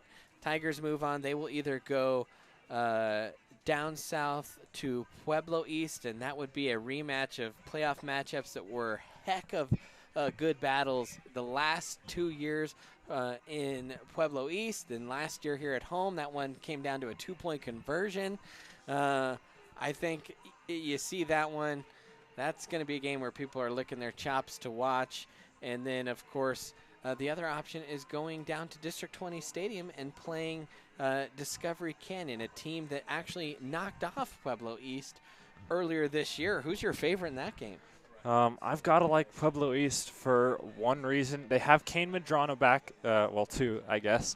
They have Kane Medrano back, their best receiver, 6'5" UCLA commit. They didn't have him in that earlier game. Also, Discovery Canyon, Pueblo East, they play every year. It's a rivalry. 6 out of the last 7 years in the regular season, Discovery Canyon's won. But they've met 4 times in the playoffs over that same time frame. Pueblo East has won all 4 of those. They'll meet for a 5th time tomorrow afternoon. So just because of that playoff history, I've got to like Pueblo East in that one. Palmer Ridge, they take on Harrison. Harrison undefeated at 11-0. Palmer Ridge, the higher seed. Palmer Ridge still the defending state champions, but who do you like in that one? I'm going to go with Palmer Ridge. I'm just going to take the chalk. Harrison has the chops to give them an upset. They haven't seen a team like Palmer Ridge all year. The best team, Harrison's best win is over this Green Mountain team. When you look at their schedule, it's part of why they were seeded 5th as an 11-0 team. Obviously, Erie went to the state championship as a 5 seed, so I think it'll be a good game. But I think Palmer Ridge's experience and talent will prevail in that one. And then obviously Palisade, they will host Meade. And you kind of said you're going chalk. It does feel like a chalky year. And if you get Palisade, Palmer Ridge, Erie, Pueblo East, that's going to be one heck of a semifinal for 3A football. It would be, and I do like Palisade in that game. Meade has to travel all the way out to Grand Junction, that game being played in Stalker Stadium. Great stadium out on the western slope. That's one of the reasons I like Palisade. The other reason is their junior quarterback, Cam Tucker. Palisade came closer than anyone to defeating Palmer Ridge last year. They're the #1 seed for a reason. Only loss is to a 4A 6 seed Montrose, who I believe is playing at Greeley West tonight. Might get you a score update from that one later, but obviously Montrose, a great 4A team, and that was a close one. Palisade came within 4 points of knocking them off. And, well, we'll still see tomorrow. You don't play the game on paper. It'll be interesting to see how those games turn out. Some halftime stats for you here in this one. Tigers only 3 pass attempts, 1 completion. That was Dion Lucero. He hit Isaac Kana on a 17-yard pass. Tigers, Noah Roper, of course, led the way. 13 carries, 120 yards rushing, 34 yards rushing for Gavin Mendoza. 10 for Dion Lucero. Tigers 164 yards rushing, 181 yards of total offense, 2 touchdowns, both by Noah Roper on long runs. Only 1 penalty for the Tigers. That was a face mask. No points, obviously, for Green Mountain. We have a couple highlights to show you, and we will show you here at this time.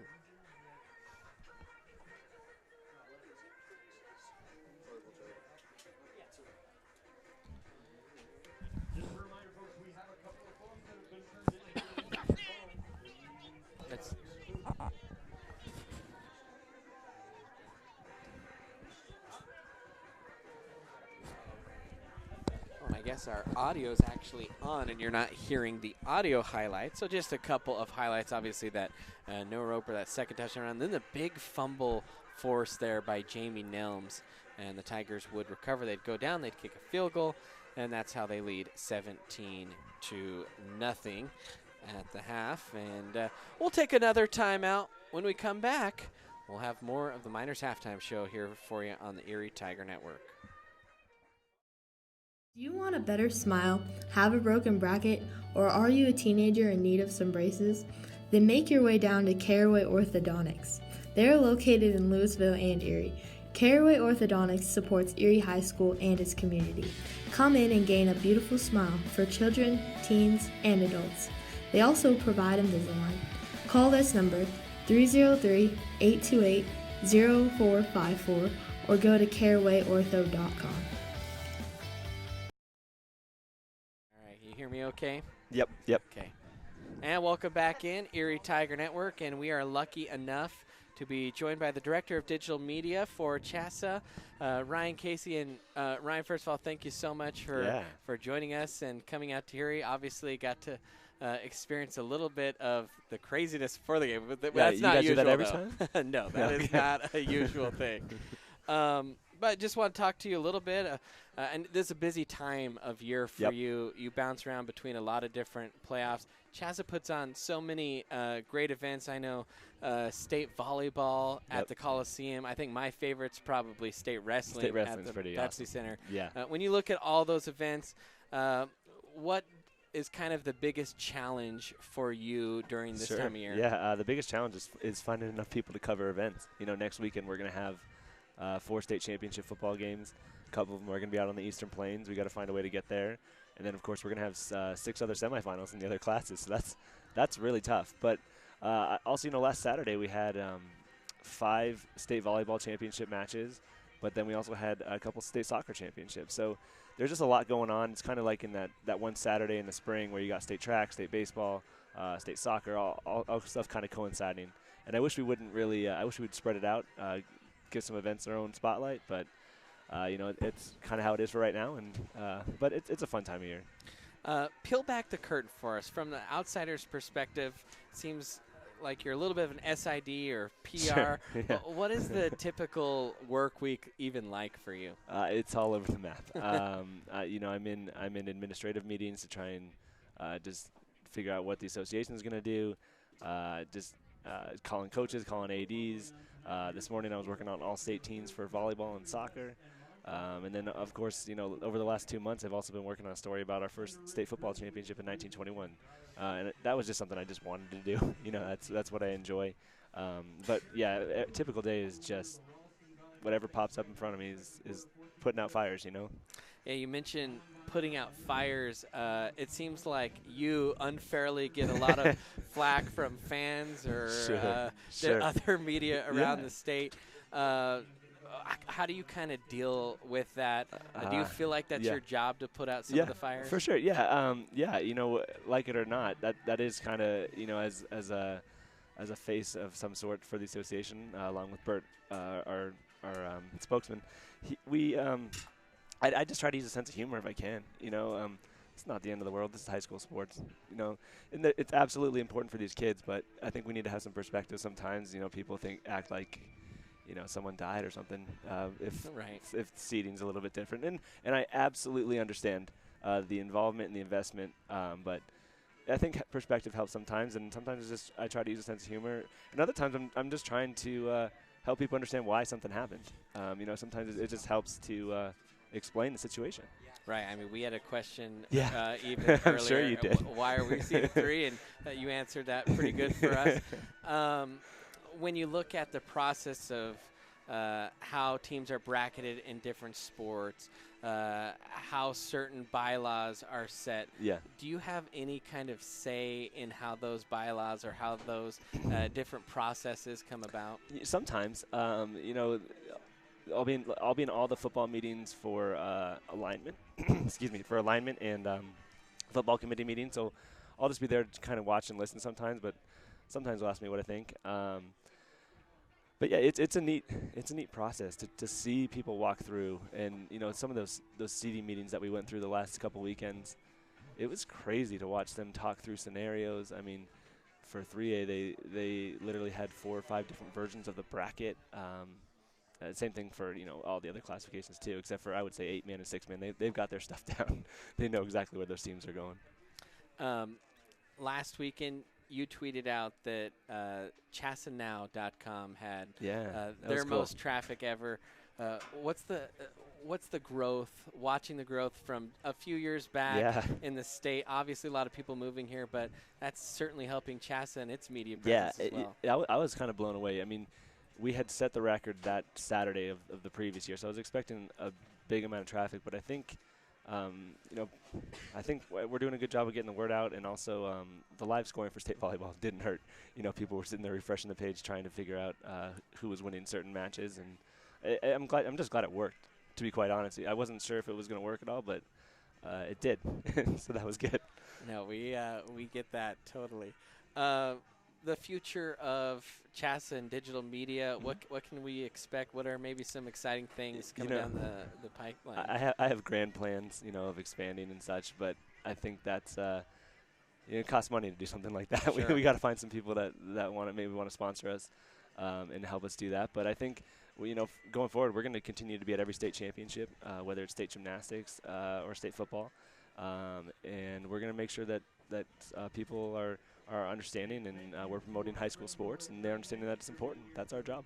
All right. Well, thank you so much for joining us. Yeah. We hope you enjoy your time out here at Erie. I am. I'm having a great time. And, hey, thank you guys. You guys do a great job with your broadcast program, so keep it up. All right. Thank you, and you're welcome back anytime. Excellent. That was Ryan Casey of chassanow.com, the Director of Digital Media for Chassa. We're going to take another timeout. We'll come back, have the second half for you here on the Erie Tiger Network. Yeah, I'm married. Doesn't matter. You do that for me? Really? Yeah, I'd like that. Who are you talking to? It's Jake from State Farm. Sounds like a really good deal. Jake from State Farm at 3 in the morning? Who is this? It's Jake from State Farm. What are you wearing, Jake from State Farm? Khakis. She sounds hideous. Well, she's a guy, so. Another reason more people stay with State Farm. Get to a better state.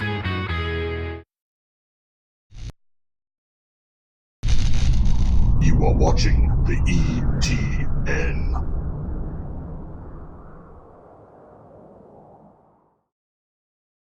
Front Range Landfill puts all your needs in front of everything else. Front Range Landfill won Erie Chamber of Commerce Business of the Year Award, as well as being featured on national television. We are very proud of our facility, and we welcome the opportunity to address your disposal needs. Our focus is on customer service. We strive to achieve easy and rapid access in and out of the facility. We feel certain that we will exceed your expectations of your solid waste disposal requirements. Choose Front Range Landfill for all your landfill needs.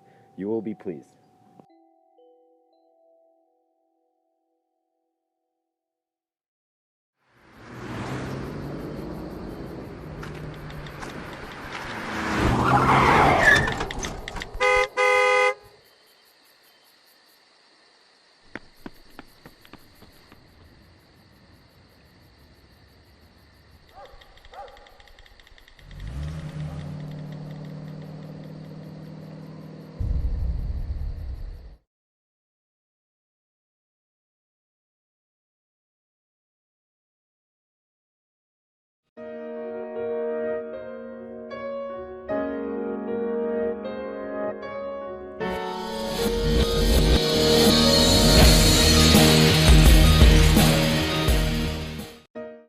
Do you have a plan in place for your family's future in the event something happens to you? Are you caring for aging parents, grandparents, or a loved one with special needs? The Germany law firm named 2017 Erie's Chamber Business of the Year provides expert legal guidance and peace of mind for you and your family in the areas of probate, elder law, and estate planning. Visit Germany Law Firm's Erie Village office or website at coelderlaw.net to set up a personalized consultation.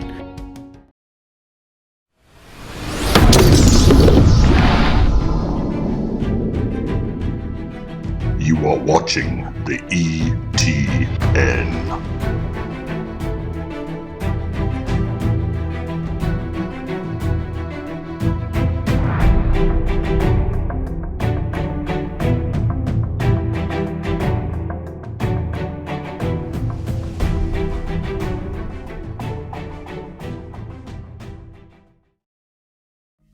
wanted to support the Erie Tiger Network, the student media arm of Erie High School? Well, now you can. We have set up a Patreon page. There's a way for you to send us a monthly pledge in order to provide funding for the program, as well as get access to reward tiers. As a Tiger fan, you get the satisfaction of knowing you are helping out your favorite local media organization. As a member of the ETN fan club, you are officially recognized on air and can receive ETN goodies throughout the year. As an in-broadcast Red sponsor, you get to sponsor.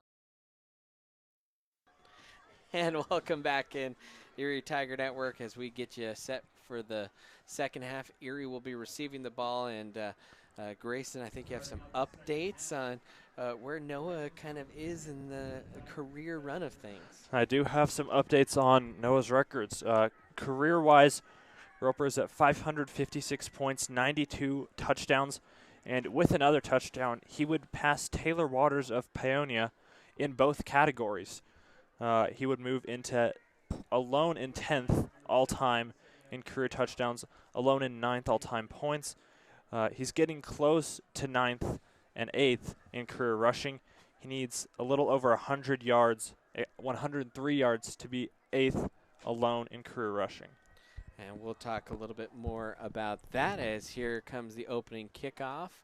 And that will go over Roper's head and into the end zone. By the way, the football game, not the only event going on tonight at Erie. The Charlie Brown Christmas play also going on. So a shout out to Mr. Wright and those kids that are performing tonight. And you can check that out tomorrow if you'd like as well. I don't actually know if there are tickets available still or not. That one may be sold out. So 1st and 10 here for Erie to start the second half of play. And dominant first half. Tigers, they shut out Durango, and so far they've outscored teams in this playoff run 57-0 so far. 1st and 10, snap, handoff to Roper, sneaks through a hole, and then just kind of cuts back to his right. Only a pickup of a couple on the play. And Green Mountain's defense still showing those adjustments they made in the first half in regards to containing Roper, keeping him from getting out to the outside, and holding him to a short gain of 3. So Roper, first carry. Only 13 carries in that first half. He'll have another one here. And man, Green Mountain doing a much better job here of bottling him up. And another short carry, and that'll bring up a 3rd and 4. Roper, his last 7 carries, 1, 5, 3, 3, 1, -2, 3, and 3. So Tigers looking for some way to get him going here. I wouldn't be surprised to see a pass here, maybe from Erie on this 3rd and short. Here goes the handoff, right side. Roper trying to turn around the edge, and he will have the first down. Good, patient running that time from Noah. A lot of times we see him want to get right up the field. He kind of waited for the blockers to set things up, ends up getting the first down. And that was a good run for Roper. Just like you said, allowed his blockers to get in front of him, make blocks on the Green Mountain linebackers, cut back for the first down. 1st and 10 now for the Tigers, fresh set of downs. Kana coming out. Couple wide to the near side. Ball spotted at that far hash. Mendoza, the quarterback here. Being patient, now takes the snap, gonna run play action, gonna fire it downfield for Gardner, and he hooks up with him on the sliding catch, Tyler Gardner. And a great throw from Mendoza to hit Gardner. Gardner saw it coming the whole way. The Green Mountain defensive back didn't, allowing Gardner to get behind him, and Gardner made a great catch. 39 yards on the hookup to Tyler Gardner on a perfectly placed ball there by Gavin Mendoza. Tigers trying to go quickly to the line now. Snap, handoff, Roper, right side, and sandwiched as he tried to squeeze it through the middle there. Pickup of maybe 1 on the play. And Roper now 17 carries, 132 yards. But, man, his last 10 carries have not gone for much.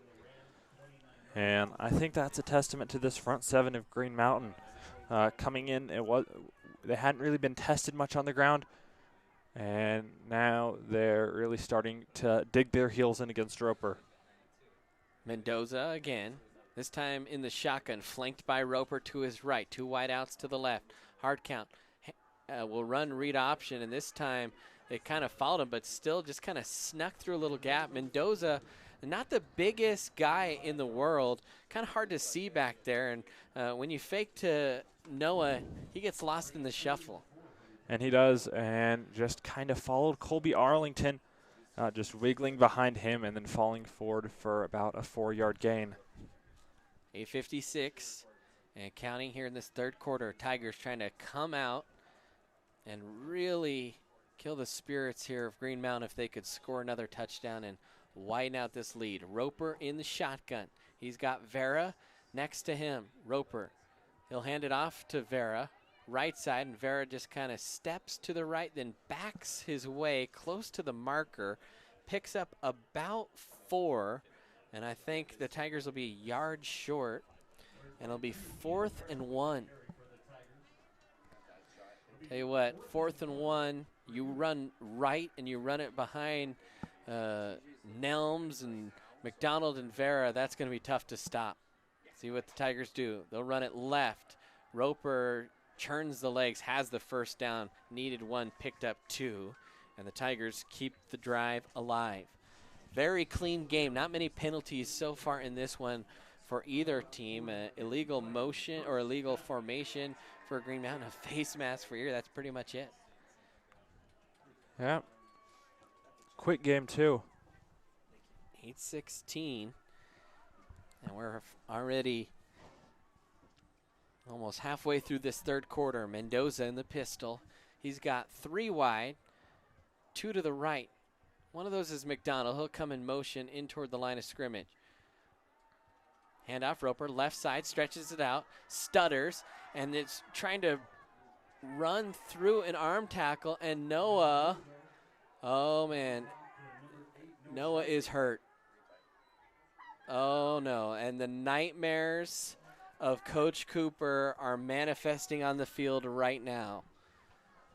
And it almost looked like there might have been a little bit of a late hit. Some boos coming from the Erie fans. Don't know if we can get a replay of that, as Roper's being tended to on the field. He is rolling around. Roper was trying to run through an arm tackle, and it just seemed like he got rolled on. It was one of those where it kind of looked like maybe his ankle got rolled up, or I'm not sure, but I think if you're a Tiger fan right now, there's a pit in your stomach. And we're gonna step aside. We're gonna collect ourselves here for a moment here on the Erie Tiger Network. Do you want a better smile, have a broken bracket, or are you a teenager in need of some braces? Then make your way down to Caraway Orthodontics. They are located in Louisville and Erie. Caraway Orthodontics supports Erie High School and its community. Come in and gain a beautiful smile for children, teens, and adults. They also provide Invisalign. Call this number 303-828-0454 or go to carawayortho.com.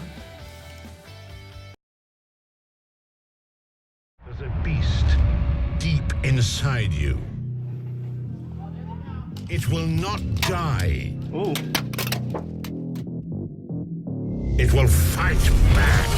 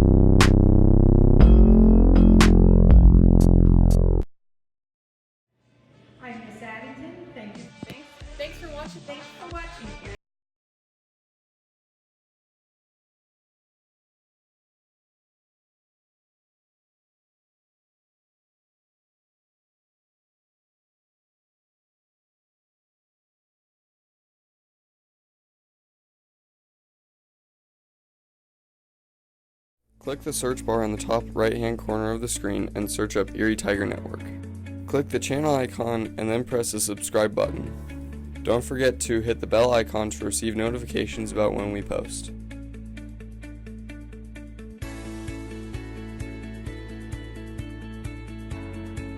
Click the thumbs up icon to like the video. To enter full screen mode, press the icon on the bottom right hand corner. To skip forward or backwards 10 seconds, double tap the left or right hand side of the screen. Press the pause button in the middle of the screen to pause the video. To skip to a different video, press the skip button when the video is paused.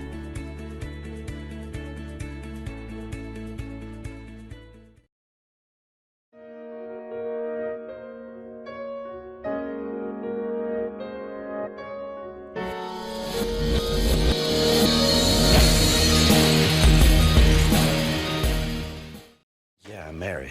Doesn't matter. You do that for me? Really? Yeah, I'd like that. Who are you talking to? It's Jake from State Farm. Sounds like a really good deal. Jake from State Farm at 3 in the morning? Who is this? It's Jake from State Farm. What are you wearing, Jake from State Farm? Khakis. She sounds hideous. Well, she's a guy, so. Another reason more people stay with State Farm. Get to a better state.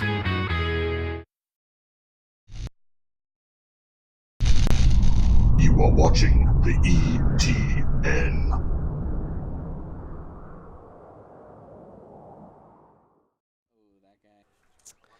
And welcome back in, and you see Noah Roper on the back of a cart. He's giving a thumbs up to the crowd, but we watched the replay, and Noah Roper, I can't tell if his leg has been put in an air cast or not. Tiger fans, that's not looking good. If we won't speculate, but certainly not looking good. So see if we can't get our heads back in and call this game. Tyler Gardner will now take over in the backfield. Mendoza takes a snap, hands off to Gardner, stops at the line, bounces out to the left, and Gardner smacked to the turf after a pickup of 3, and he's about a half a yard short of the first down. And we watched the replay several times as we ran it back, and you just have a pit in your stomach. That was a first carry, by the way, for Tyler Gardner. Now 3rd and 1. Mendoza takes the snap, runs play action, looking, lobs it out, right side, snared. I believe that was McDonald as he bounces his way down to the turf. And a 5-yard pickup there, but there is a flag, I think, on the play. Actually, it was about a 7-yard pickup. We'll see what this is all about, though. A couple officials kind of pointing in the direction of Erie. Tell you what, if you're Erie, you're only up 17, and mentally, you're in this game, obviously. You're ahead by 17, but you can't let the deflation of one player as a personal foul on Erie. You can't let the injury of one player, albeit it is a unique player, deflate you. And you could just feel the energy in the stands, on the sideline. A real disappointed team right now.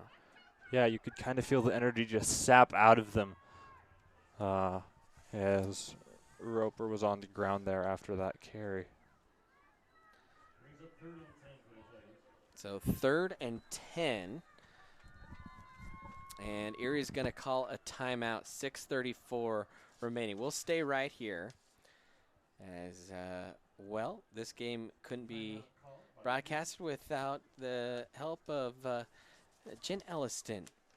Are you looking to buy or sell a home? Jen Elliston is the perfect fit for you. She prides herself in helping every family find a house that perfectly fits their needs, turning every house into a home. Jen has been helping people buy and sell real estate in the Denver metro area and surrounding areas since 2013. Whether you're looking to buy a new home, sell your current home, or buy an investment property, Jen Elliston Realty can meet your goals. Visit her online today at jenellistonrealty.com. So here we go, 3rd and 10 for the Tigers. Mendoza in the pistol, play action, looking, fires down to the right side. Furman came back, and they're going to mark him just past the sticks. Good pickup there, about a gain of 12. And Tigers, a couple good plays through the air, and they're going to have to be more creative. And we're looking ahead here, but if the Tigers are going to do anything without Noah, they're going to have to be a multi-dimensional team at this point. They are. They're going to really have to utilize Caleb Furman like you just saw in that catch there. Isaac Kana, Tyler Gardner, Gavin Mendoza, Dion Lucero. First and goal now from the 8. Handoff to Gardner. Runs into the back of his own lineman, and he will churn the legs forward for a pickup of a couple. Second and goal from the 7-yard line. I'll only give him about a yard up to the 7. Second and goal here. Tigers still trying to run with some tempo. Read option. Mendoza keeps himself right side toward the goal line, sticks his nose in there, and he'll be just a half a yard shorter. So a pickup of 6 there for Gavin. He's got 45 yards. And Tigers sniffing the end zone here. Looks like they're going to bring in their heavy package. V.V. Furman out. 5:08 remaining. And good run there by Mendoza. Saw the open hole, just got brought down before he was able to get into the end zone. And a Ram player is now down. And so a timeout here. We'll take a quick 30-second timeout here on the Erie Tiger Network.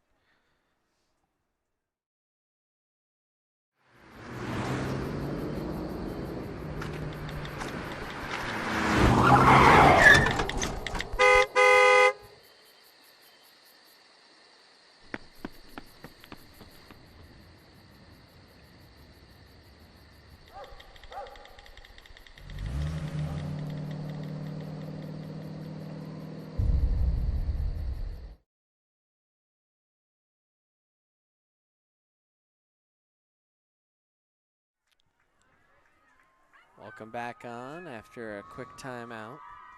Tigers still lead at 17-0, 5:04 remaining here in this third quarter.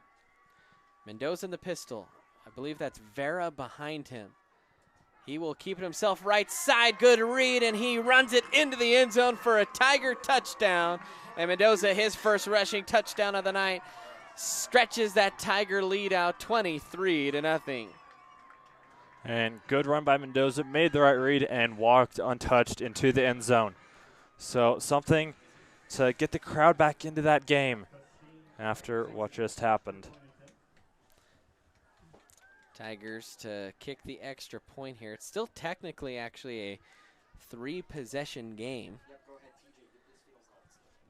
And Julian been solid so far here tonight. Snap is good, kick is up, and it is good. Well, the Tigers up 24, but you hope that lasting memory of No Roper here at Tiger Stadium isn't with his thumbs up on the back of a cart. We'll step aside again here on the Erie Tiger Network.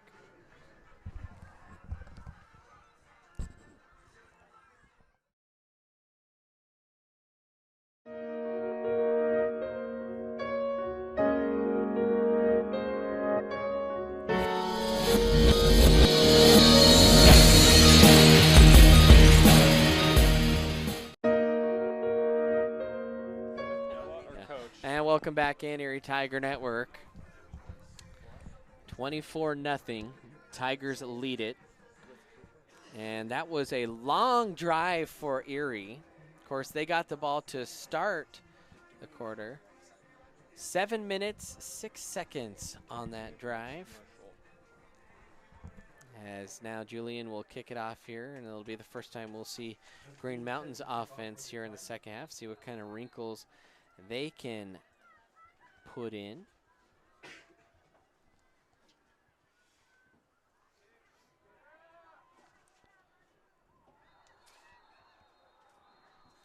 Kickoff was dropped by Minert, but it was in the end zone for a touchback.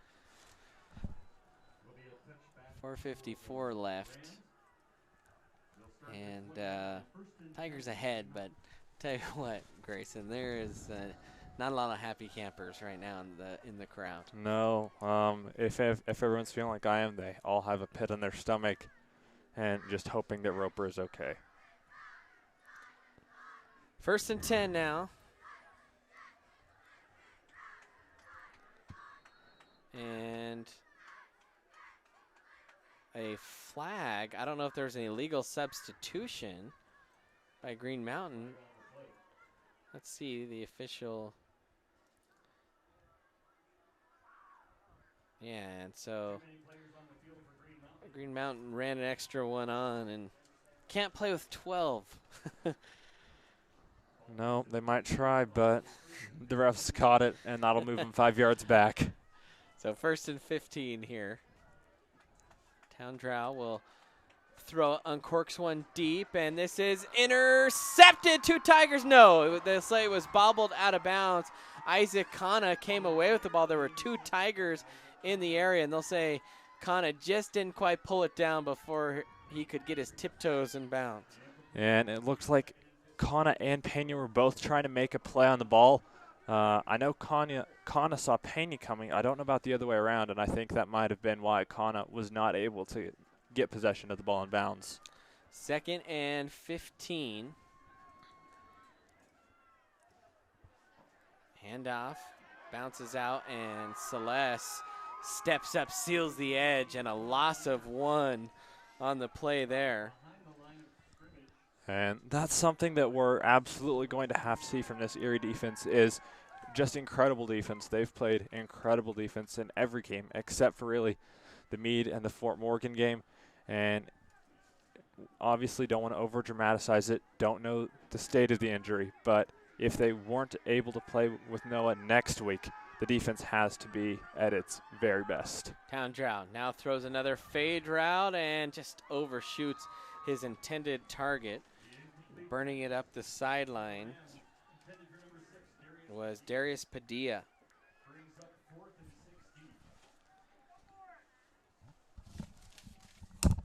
And Green Mountain will be forced to punt. 4th and 16, deep in their own territory. This is a time of game where you might want to see a fake from Green Mountain, but yeah, a long way to go backed up into your own territory. Not sure about that. Kana back to receive. Towndrow will drive it. Pretty good punt, and that takes a great bounce up the sideline. It actually did hit the sideline, and so that'll be marked out around the 33, and actually it is right at the 33 is where Erie will take over. And now Erie, I think we're going to see Dion Lucero out there, and that adds another little wrinkle to this Tiger offense. And we kind of have a field general, a good leader there in Gavin Mendoza, and a shifty playmaker with supreme arm talent in Dion Lucero, and the Tigers have mixed him up throughout the year. We might see even more of that without Noah. And I bet we will see them try to work in a lot of packages, a couple running backs. You see Mason Vivi in the game. Wouldn't be surprised if he gets a couple touches. He hasn't had any really big plays since the first game of the year in the Evergreen game, and then has been really quiet. I wouldn't be surprised if we call his name a few more times tonight. Now Lucero takes it, rolls to his right, looking downfield. He's going to fire it. A nice rope, but just out of bounds was Mason Vivi as he tried to tap the toe in.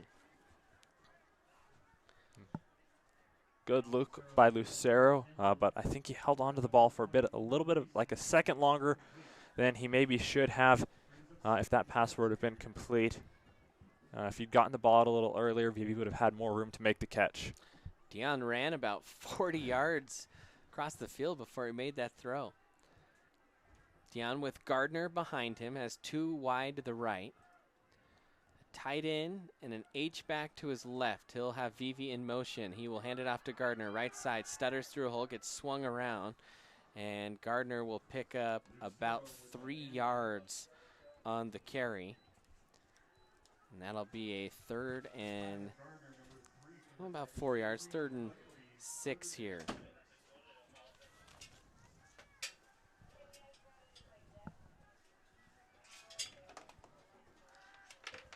Erie waiting for the play call.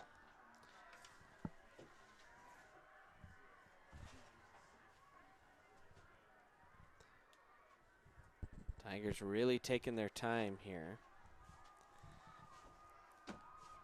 Lucero in the shotgun. Hard count. Takes the snap. Looks. Fires the comeback. Going high is Furman. He's got first down yardage all the way up to the 45. Good strike there. Gain of 8 on the play from Dion to Furman. And for Dion, that's his 5th pass of the night now. 64 yards passing. Another nice haul there by Caleb Furman. And Caleb Furman, I feel like we'll call his name a lot too. A guy we haven't gotten to see much just because of Erie's run-first offense has been behind Alex Mathis the past few years. But I suspect we'll see him a lot. Read option. Lucero keeps right side and then just kind of ridden down from behind as he touches the 50. Pickup of 4 on the play for Dion. It's his 4th carry now. He's got 14 in the game. Tigers offense still moving. 289 yards of total offense so far in this one. 2nd and 6. BV trying to fix the armor of Lucero. And I tell you what, this crowd is, it's like church in here. It is quiet. Lucero takes a snap, hands off left side. Gardner kind of avoided the first man and then was wrestled down after a 2-yard gain.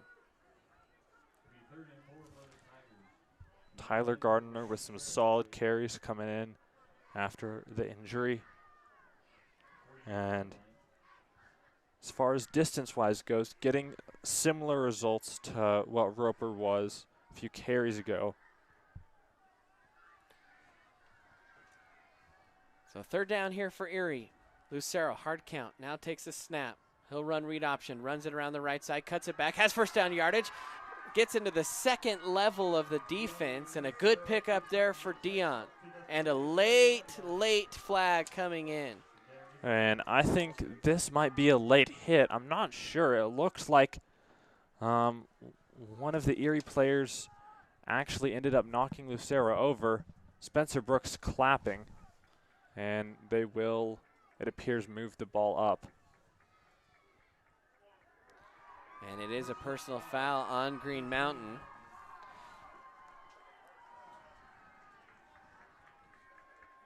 .116 left to go here in the quarter. Tigers comfortably in front right now, 24-0 and driving again. Ball spot at the 19. And Coach Toof, this is really where all of a sudden he's got to be a little more creative. Lucero in the pistol. Gardner behind him. 2 wide to the left. He'll motion 2 men across the formation, and Nelms and McDonald. They'll reset. Snap. Give. And Gardner kind of runs into the first line and then driven backward. He'll pick up 1. And the Erie crowd, like you said, outside of that penalty, they're quieter than they've been all night. 23 seconds left here in the quarter. See if Erie does try and run a play. Lucero quickly into the shotgun. Claps the hands again. Resets the formation again. 5 seconds left. And I think they're going to say, yep, we'll snap it. And Lucero will keep it. And he'll sneak his way forward for a pickup of a couple. That will end the quarter. So Tigers, they still lead it here, 24-0. We'll head to the 4th quarter on the Erie Tiger Network.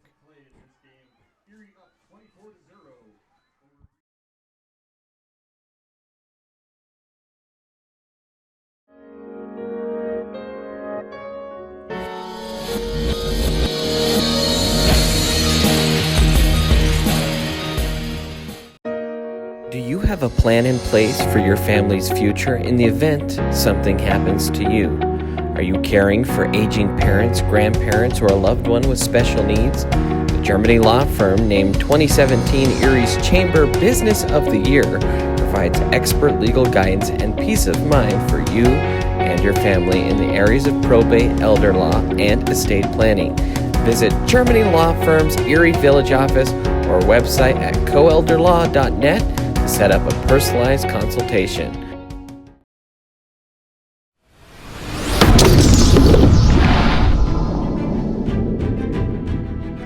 You are watching the ETN.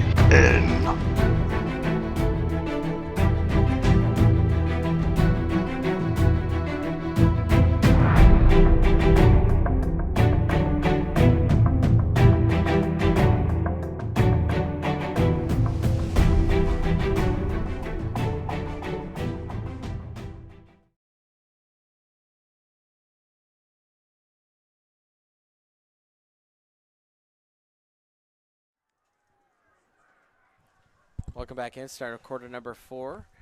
3rd and 9. Lucero in the shotgun. Claps the hands again. Tigers. 3rd time in a row they shift the formation. Lucero is going to roll to his right. Fires on a little kind of a whip route for Kana. Came slanty and stopped.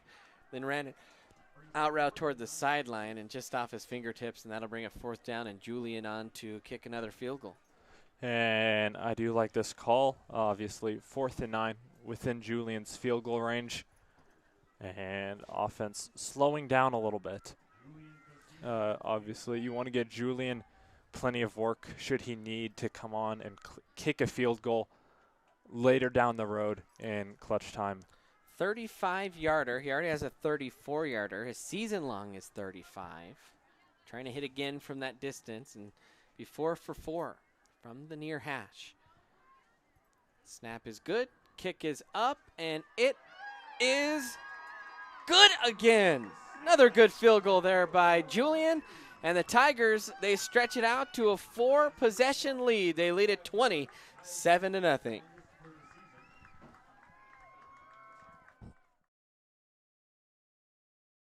There's a beast deep inside you.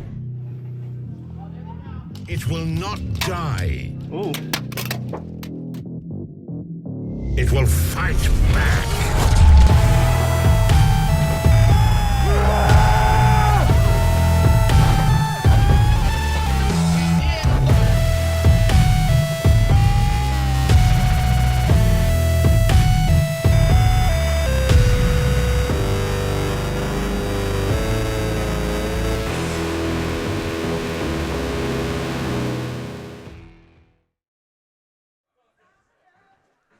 And welcome back in. See the crowd, the cheerleaders, they're still excited.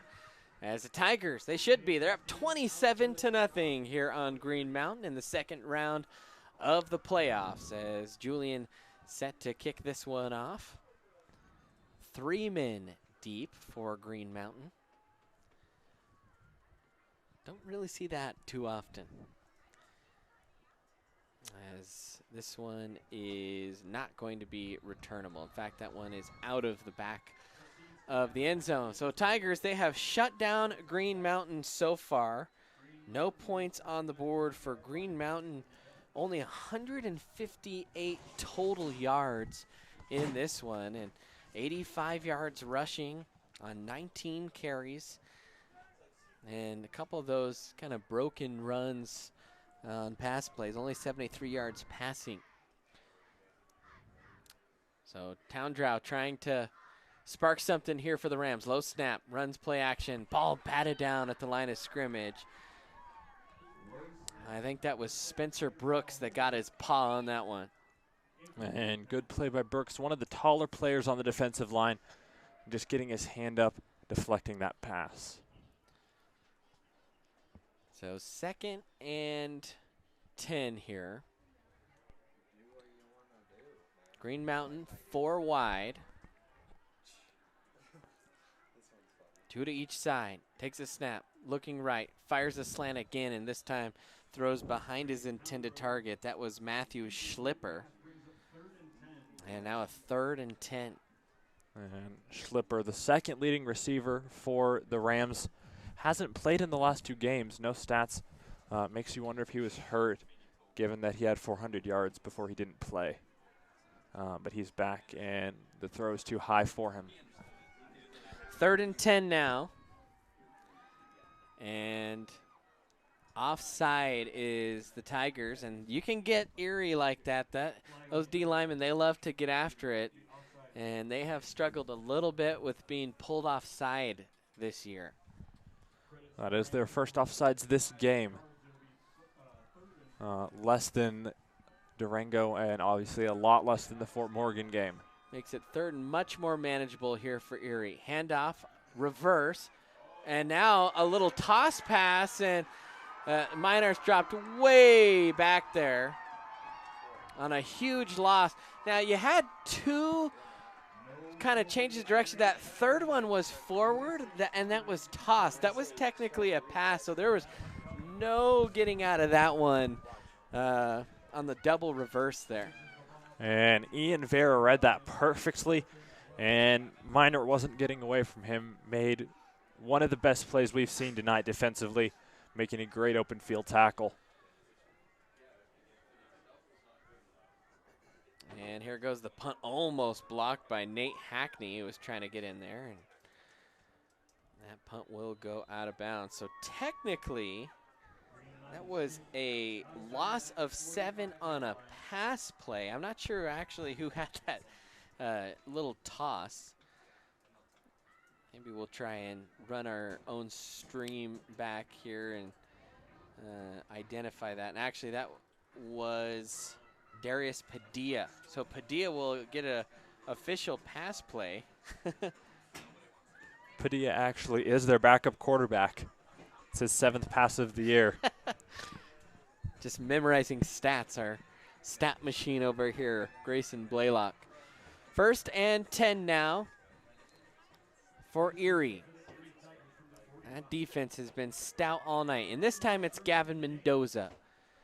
And it looks like Cameron Crooks will come out at running back for the Tigers.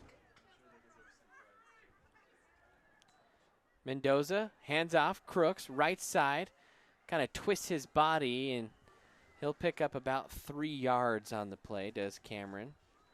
And Crooks starting to get a preview of what we're going to see next year with Crooks, Vera, Mendoza, and Lucero in that backfield. They're the juniors that are coming back. And, of course, one name, and this is actually where the Noah Roper injury really hurts, is you had your kind of second guy, sophomore, and Andrew Piper, and he is obviously unavailable because of a knee injury. And so, man, we certainly hope Noah is okay. 2nd and 7, snap, handoff, Crooks, right side, runs into the chest of Minor and driven backward, a loss of 1 on the play for Crooks. And good read there by Minor, anticipating the run, and was there to stop it. And Noah Roper's back out on the field, but his ankle is heavily taped, the left ankle. And that was the one that we saw him get rolled up on.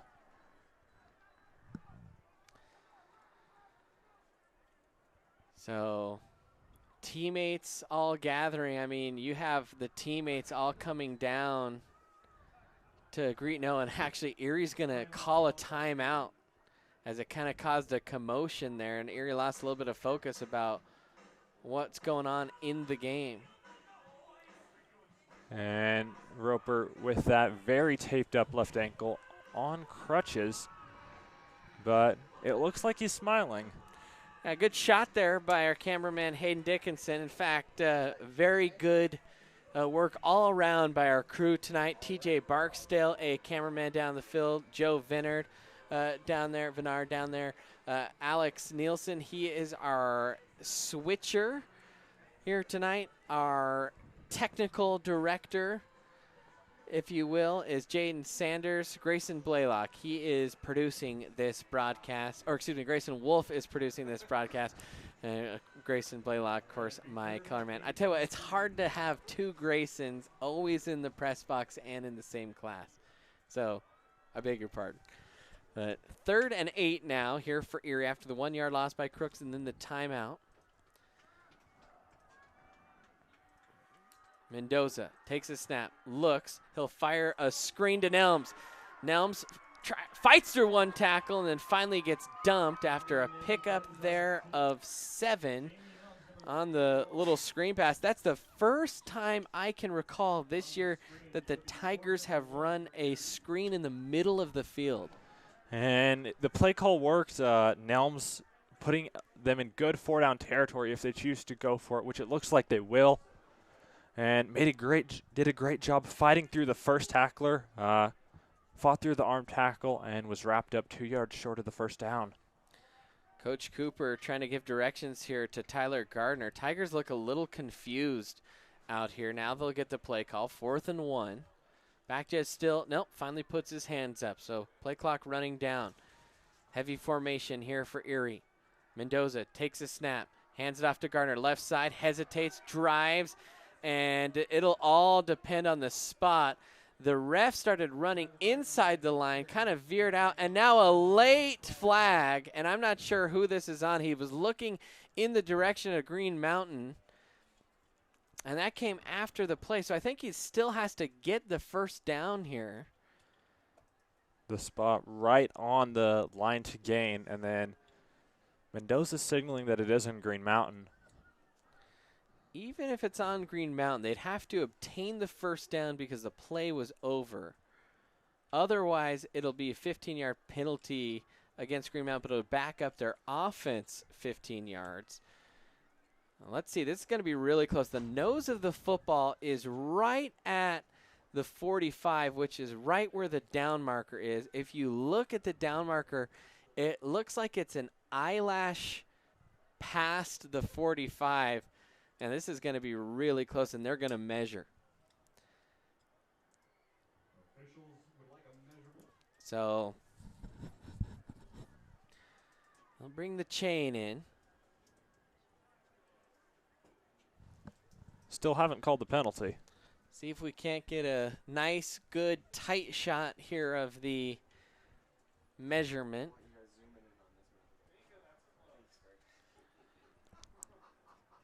And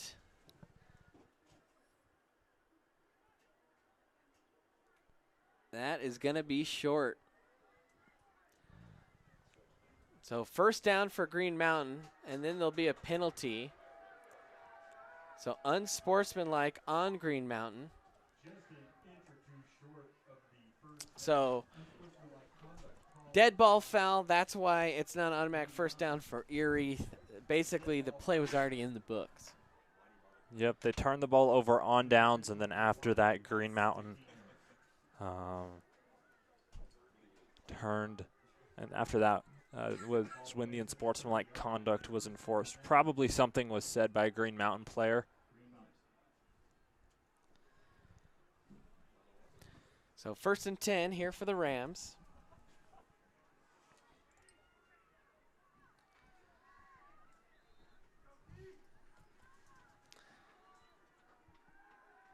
Dropping back to pass, and the Tigers fly in, and that's Jamie Nelms, who bear hugs Town Drought down to the ground, and a 5-yard loss there. And a great pass rush from this front. That's something you look forward to seeing. Pueblo East, a team that throws the ball a lot. Discovery Canyon isn't. Two very different styles of play. Good to see Erie's defense looking sharp against both of those against Green Mountain tonight. 2nd and 16. 2 wideouts to each side. Towndrow runs read option, and he is going nowhere quick. And the Tigers' defense right now dominating up front. And that defensive line, that offensive line, the front 7, they're really good. Couple underclassmen or juniors in there as well, with several seniors that you could probably expect to see playing college football sometime soon. So 3rd and about 16 here for the Rams.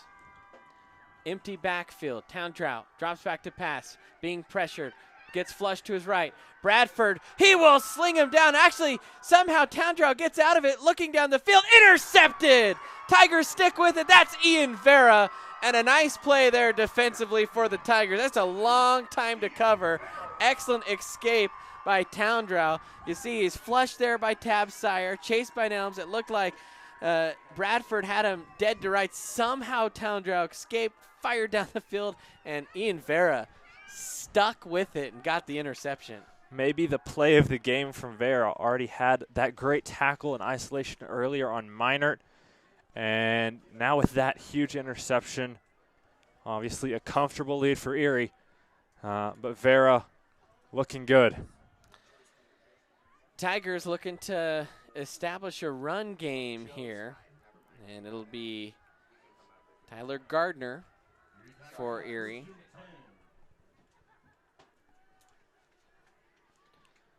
Mendoza in the pistol. Gardner behind him. Tight formation. Mendoza will keep it himself. Stops.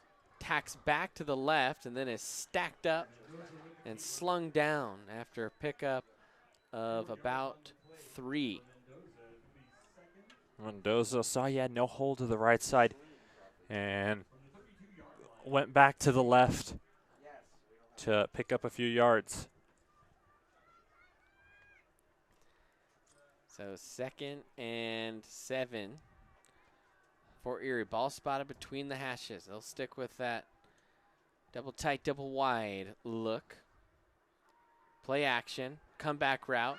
Furman has it left side, and he gets dumped head over heels. And Caleb Furman performing here tonight admirably for the Tigers as he picks up about 10 on the play. And Caleb Furman earlier this week performed at a choir function. I was there chaperoning the choir trip. He played the drum. That's the first time he did that, so very talented in all facets is Caleb Furman, as you saw on the pregame shows. He was our interview as well. 1st and 10. Play action again. Little stutter and go, and Mendoza hit as he was throwing. Had Furman on the double move, but just got hit right as he was trying to release. And Mendoza, the ball just came out of his hand, almost intercepted actually, but was hit soon enough that the ball did hit the ground before it was able to be caught. 2nd and 9, or excuse me, 2nd and 10 after the incomplete pass. Now Dion Lucero will come out as a wideout. We typically see maybe a little jet sweep. They'll fake that action. Keeper here for Mendoza. Spins out of a tackle. Still on his feet. Mendoza grinding his way. And tough, hard-nosed running that time by Gavin Mendoza. A pickup of 11. And guess what? You know, Gavin, he plays a little third base, plays some catcher. He's a tough kid, and that's some tough running. It is channeling Noah Roper a little bit, flexing after the play.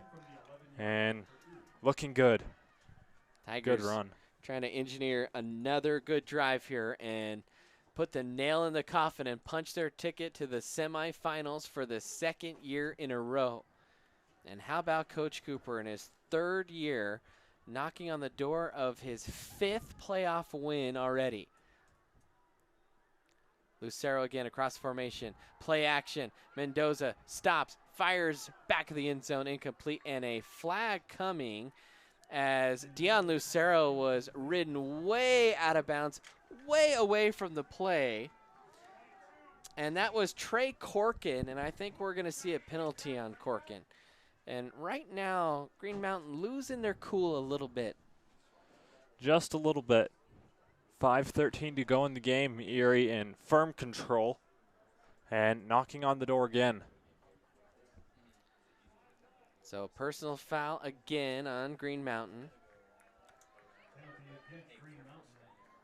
And Coach Cooper, he is hot. He is yelling across the field to the Green Mountain coach. He is not happy. I don't know if I have ever seen Coach Cooper that worked up. He is yelling across the field. Not something you see often. First and goal now for the Tigers. Mendoza in the pistol. Kana. They'll run read option. Handoff to Vera. Weaves his way to the end zone. Another Tiger touchdown. And they have put the nail in the coffin. 33-0 on the 7-yard run by Ian Vera. And a great run from Vera as a rabbit runs across the track. Just happened to catch my view. Scared little rabbit. Scared of the rumbling, stampeding Tiger offense as they continue to pour it on here. 4:51 remaining in this game. And Julian out to kick the extra point. And the Tigers, man, how about as they make that one, that was rocketed through. The Tigers have outscored their first two playoff opponents here 74-0. That's pretty good. It is. And the Erie defense at the perfect time, clicking on all cylinders. In Green Mountain's 2 losses, they scored 21 and 26 points to the 1 and 5 seeds. So if the defense plays like they're playing tonight, you've got to think they can stay in a game with anyone in the state. See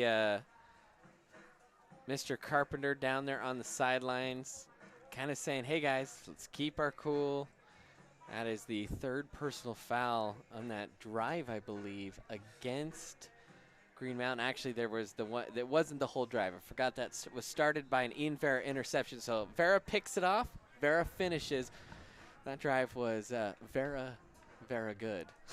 It was. I'm sorry for the pun. Grayson, I apologize. We will have our Alex Ailey player of the game here in a little bit. And we'll kind of figure that out here as a staff. Vera, obviously, maybe in contention for that.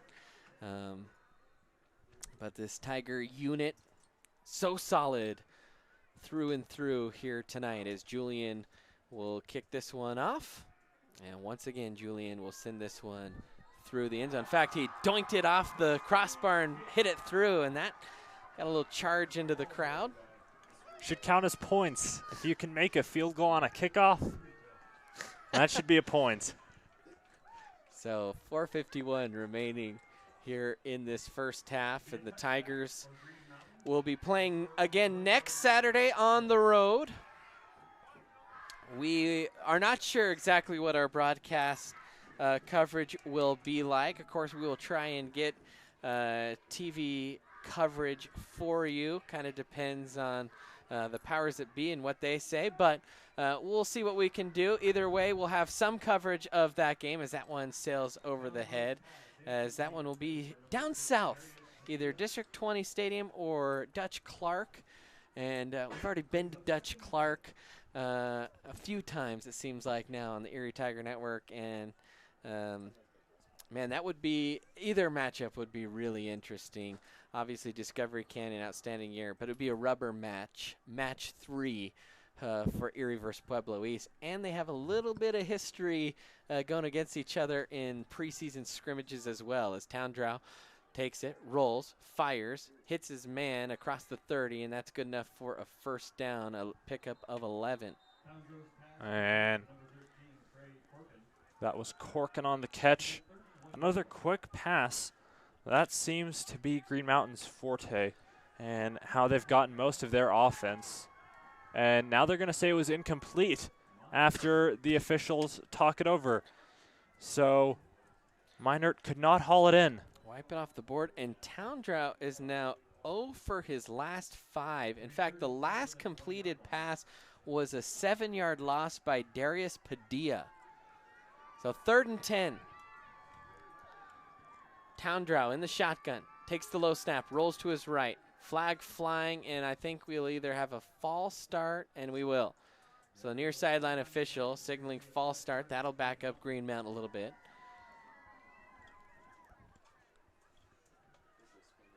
And Coach Mickens, even though that play was ultimately whistled dead, he's kind of given some directions to his DB. We kind of heard him before the game talk about, align yourselves correctly in the secondary. That a lot of your problems come from alignment, and the Tigers have, I think, done a better job of that tonight. And I've already seen 2 instances where there'll be some ice cream. I think Jamie Nelms and Ian Vera, they're going to be munching on ice cream this week. 3rd and 15. Trips to the left. Towndrow, he's going to throw the screen. It's a double pass. Throw down the field. Overshot, almost intercepted. And the Tigers, there were more black jerseys in that area than there were white jerseys. Very good coverage. I think in on the coverage as well was Clayton Johnson. Almost got his mitts on that one.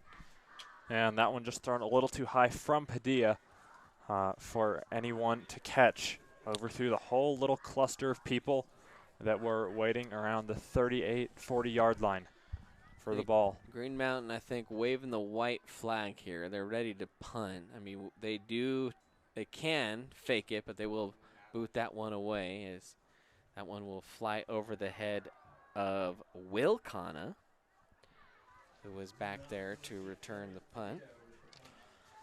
And just another little stat. That's only Padilla's 2nd incompletion all year, albeit only his 8th pass. 3:54 left as the Tigers wind down their season here at Tiger Stadium.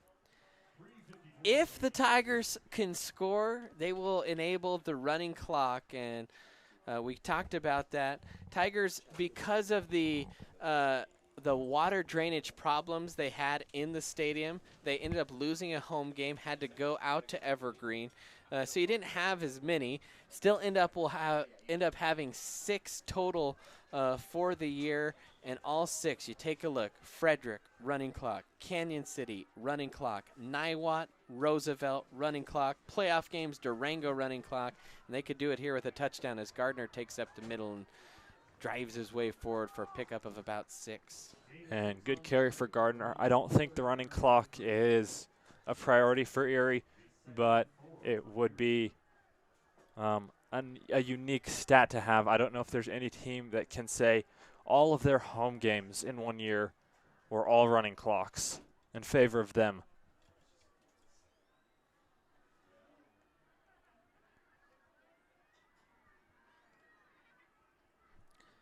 Now here goes a handoff again over the left side, and maybe a pickup of 2 on the play. It was 3rd and 4 after the 6-yard carry by Gardner. He'll pick up 2, and that'll bring up a 3rd and 2.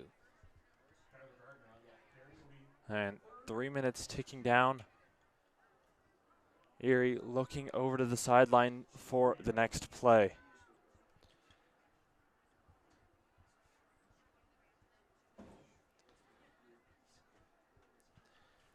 Third and 1. Handoff to Crooks, who gets spun forward. He was actually hit in the backfield and kind of put into a just a turbine there before he was finally brought down. Gain of 1 for Crooks, his 3rd carry. He's got 3 yards. And 2:19 remaining. Tigers taking their sweet time. Would not surprise me. Tigers have been a little bit frustrated with Green Mountain. Few penalties. Would not surprise me on 4th and 1 to see a play action. No, maybe not. Couple personal fouls. Maybe one slam the final nail in the coffin. Nope, they'll hand it off. Gardner gets hit behind the line, tries to fall forward, but he will be short. And a turnover on downs there for the Tigers near midfield with 1:53 left.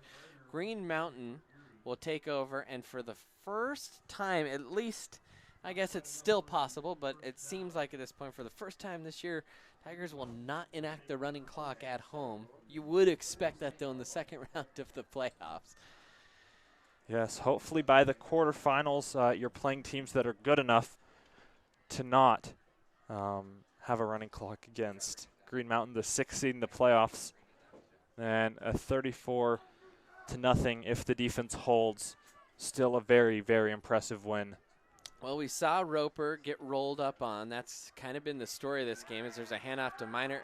The other story, the Erie defense, and we kind of named them the player of the game last game, and we're trying to figure that out still right now. Who is the Alex Ailey player of the game? And well, we'll see what this play happens here.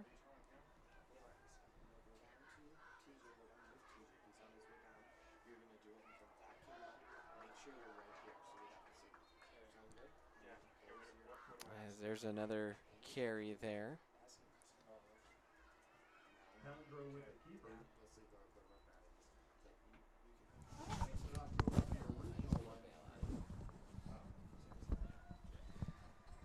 Sorry about that. We're just trying to get our ducks in a row here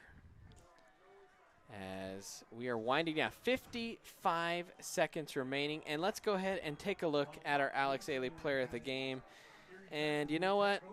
You could give so many guys the player of the game. It's maybe a little cliche in some ways to do this, but we're trying to get our graphic to load. That's the issue right now.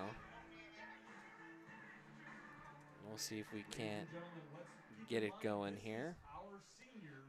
Alex sponsors our player of the game, and we have a graphic for him in crimson and blue for the Kansas Jayhawks, and for some reason our graphic just does not want to fire. But our Alex Ailey player of the game, well, gosh darn it, we're having trouble getting up. It's going to be Noah Roper. 6,360 career rushing yards, and this will be his final game in a Tiger uniform here at Tiger Stadium, and what a career it's been. And so really, player of the decade maybe is the appropriate term. Even player of the century for the Tigers. Last championship was in '97, so I'd say that's fair. Yeah, certainly so far anyways. Special thanks to Alex Ailey for sponsoring our player game on Patreon. You can follow Alex Ailey on Twitter at ETNAlexAiley. You can also sponsor a segment. Tigers are going to win this one. They'll shake hands in the middle of the field. The final score in this one, 34-0. As the Tigers excited. They're going to be heading down south next week. Your bellies will be full of turkey. The tryptophan will be kicking in, but we'll warm you right up with playoff coverage next week. And just some final maybe stats and then some thoughts. Noah Roper, he ends his night 19 carries, 141 yards. He is at the end of the line here shaking hands, and don't know what the extent of the injury is. He's not really even bending that knee at all on crutches. And, man, you just hope that somehow it's an injury where maybe it's a lot of pain, but maybe you can play through that pain. Mm-hmm. You only have 2 games left of maybe your whole high school career. If you can win next week, and that's going to be a tall order, yes, especially if the Tigers don't have Noah Roper. And that, as much as the Tigers winning and moving on to the semifinals, that's maybe the biggest storyline in this game. And I would say that is the biggest storyline. Roper, it looks like the reason he's not bending it is because he's actually had a 2-way cast, a lot of tape around the ankle on that left leg, but the cast going up a little bit over the knee, just the air cast, hopefully just as a precaution. Obviously, you want to hope for the best, but some final thoughts. The Erie defense has been incredible. Ian Vera, Josh Bradford, Nate Hackney, Spencer Brooks, the whole front 7, and the secondary tonight too. They've been incredible. No points allowed in the playoffs. Yeah, no points through 2 playoff games allowed. That is really impressive. That's going to do it for our broadcast coverage here on a frosty night here at Tiger Stadium. The Tigers come away victorious. The game started with fireworks off the field. It started with fireworks on the field, and it ends with a Tiger victory, 34-0. For TJ, Joe, Alex, Hayden, Jaden, Grayson, and Grayson, I'm Brandon. Thank you so much for joining us. Have a great rest of your night, everyone, and until next time, I'll chirp at you later.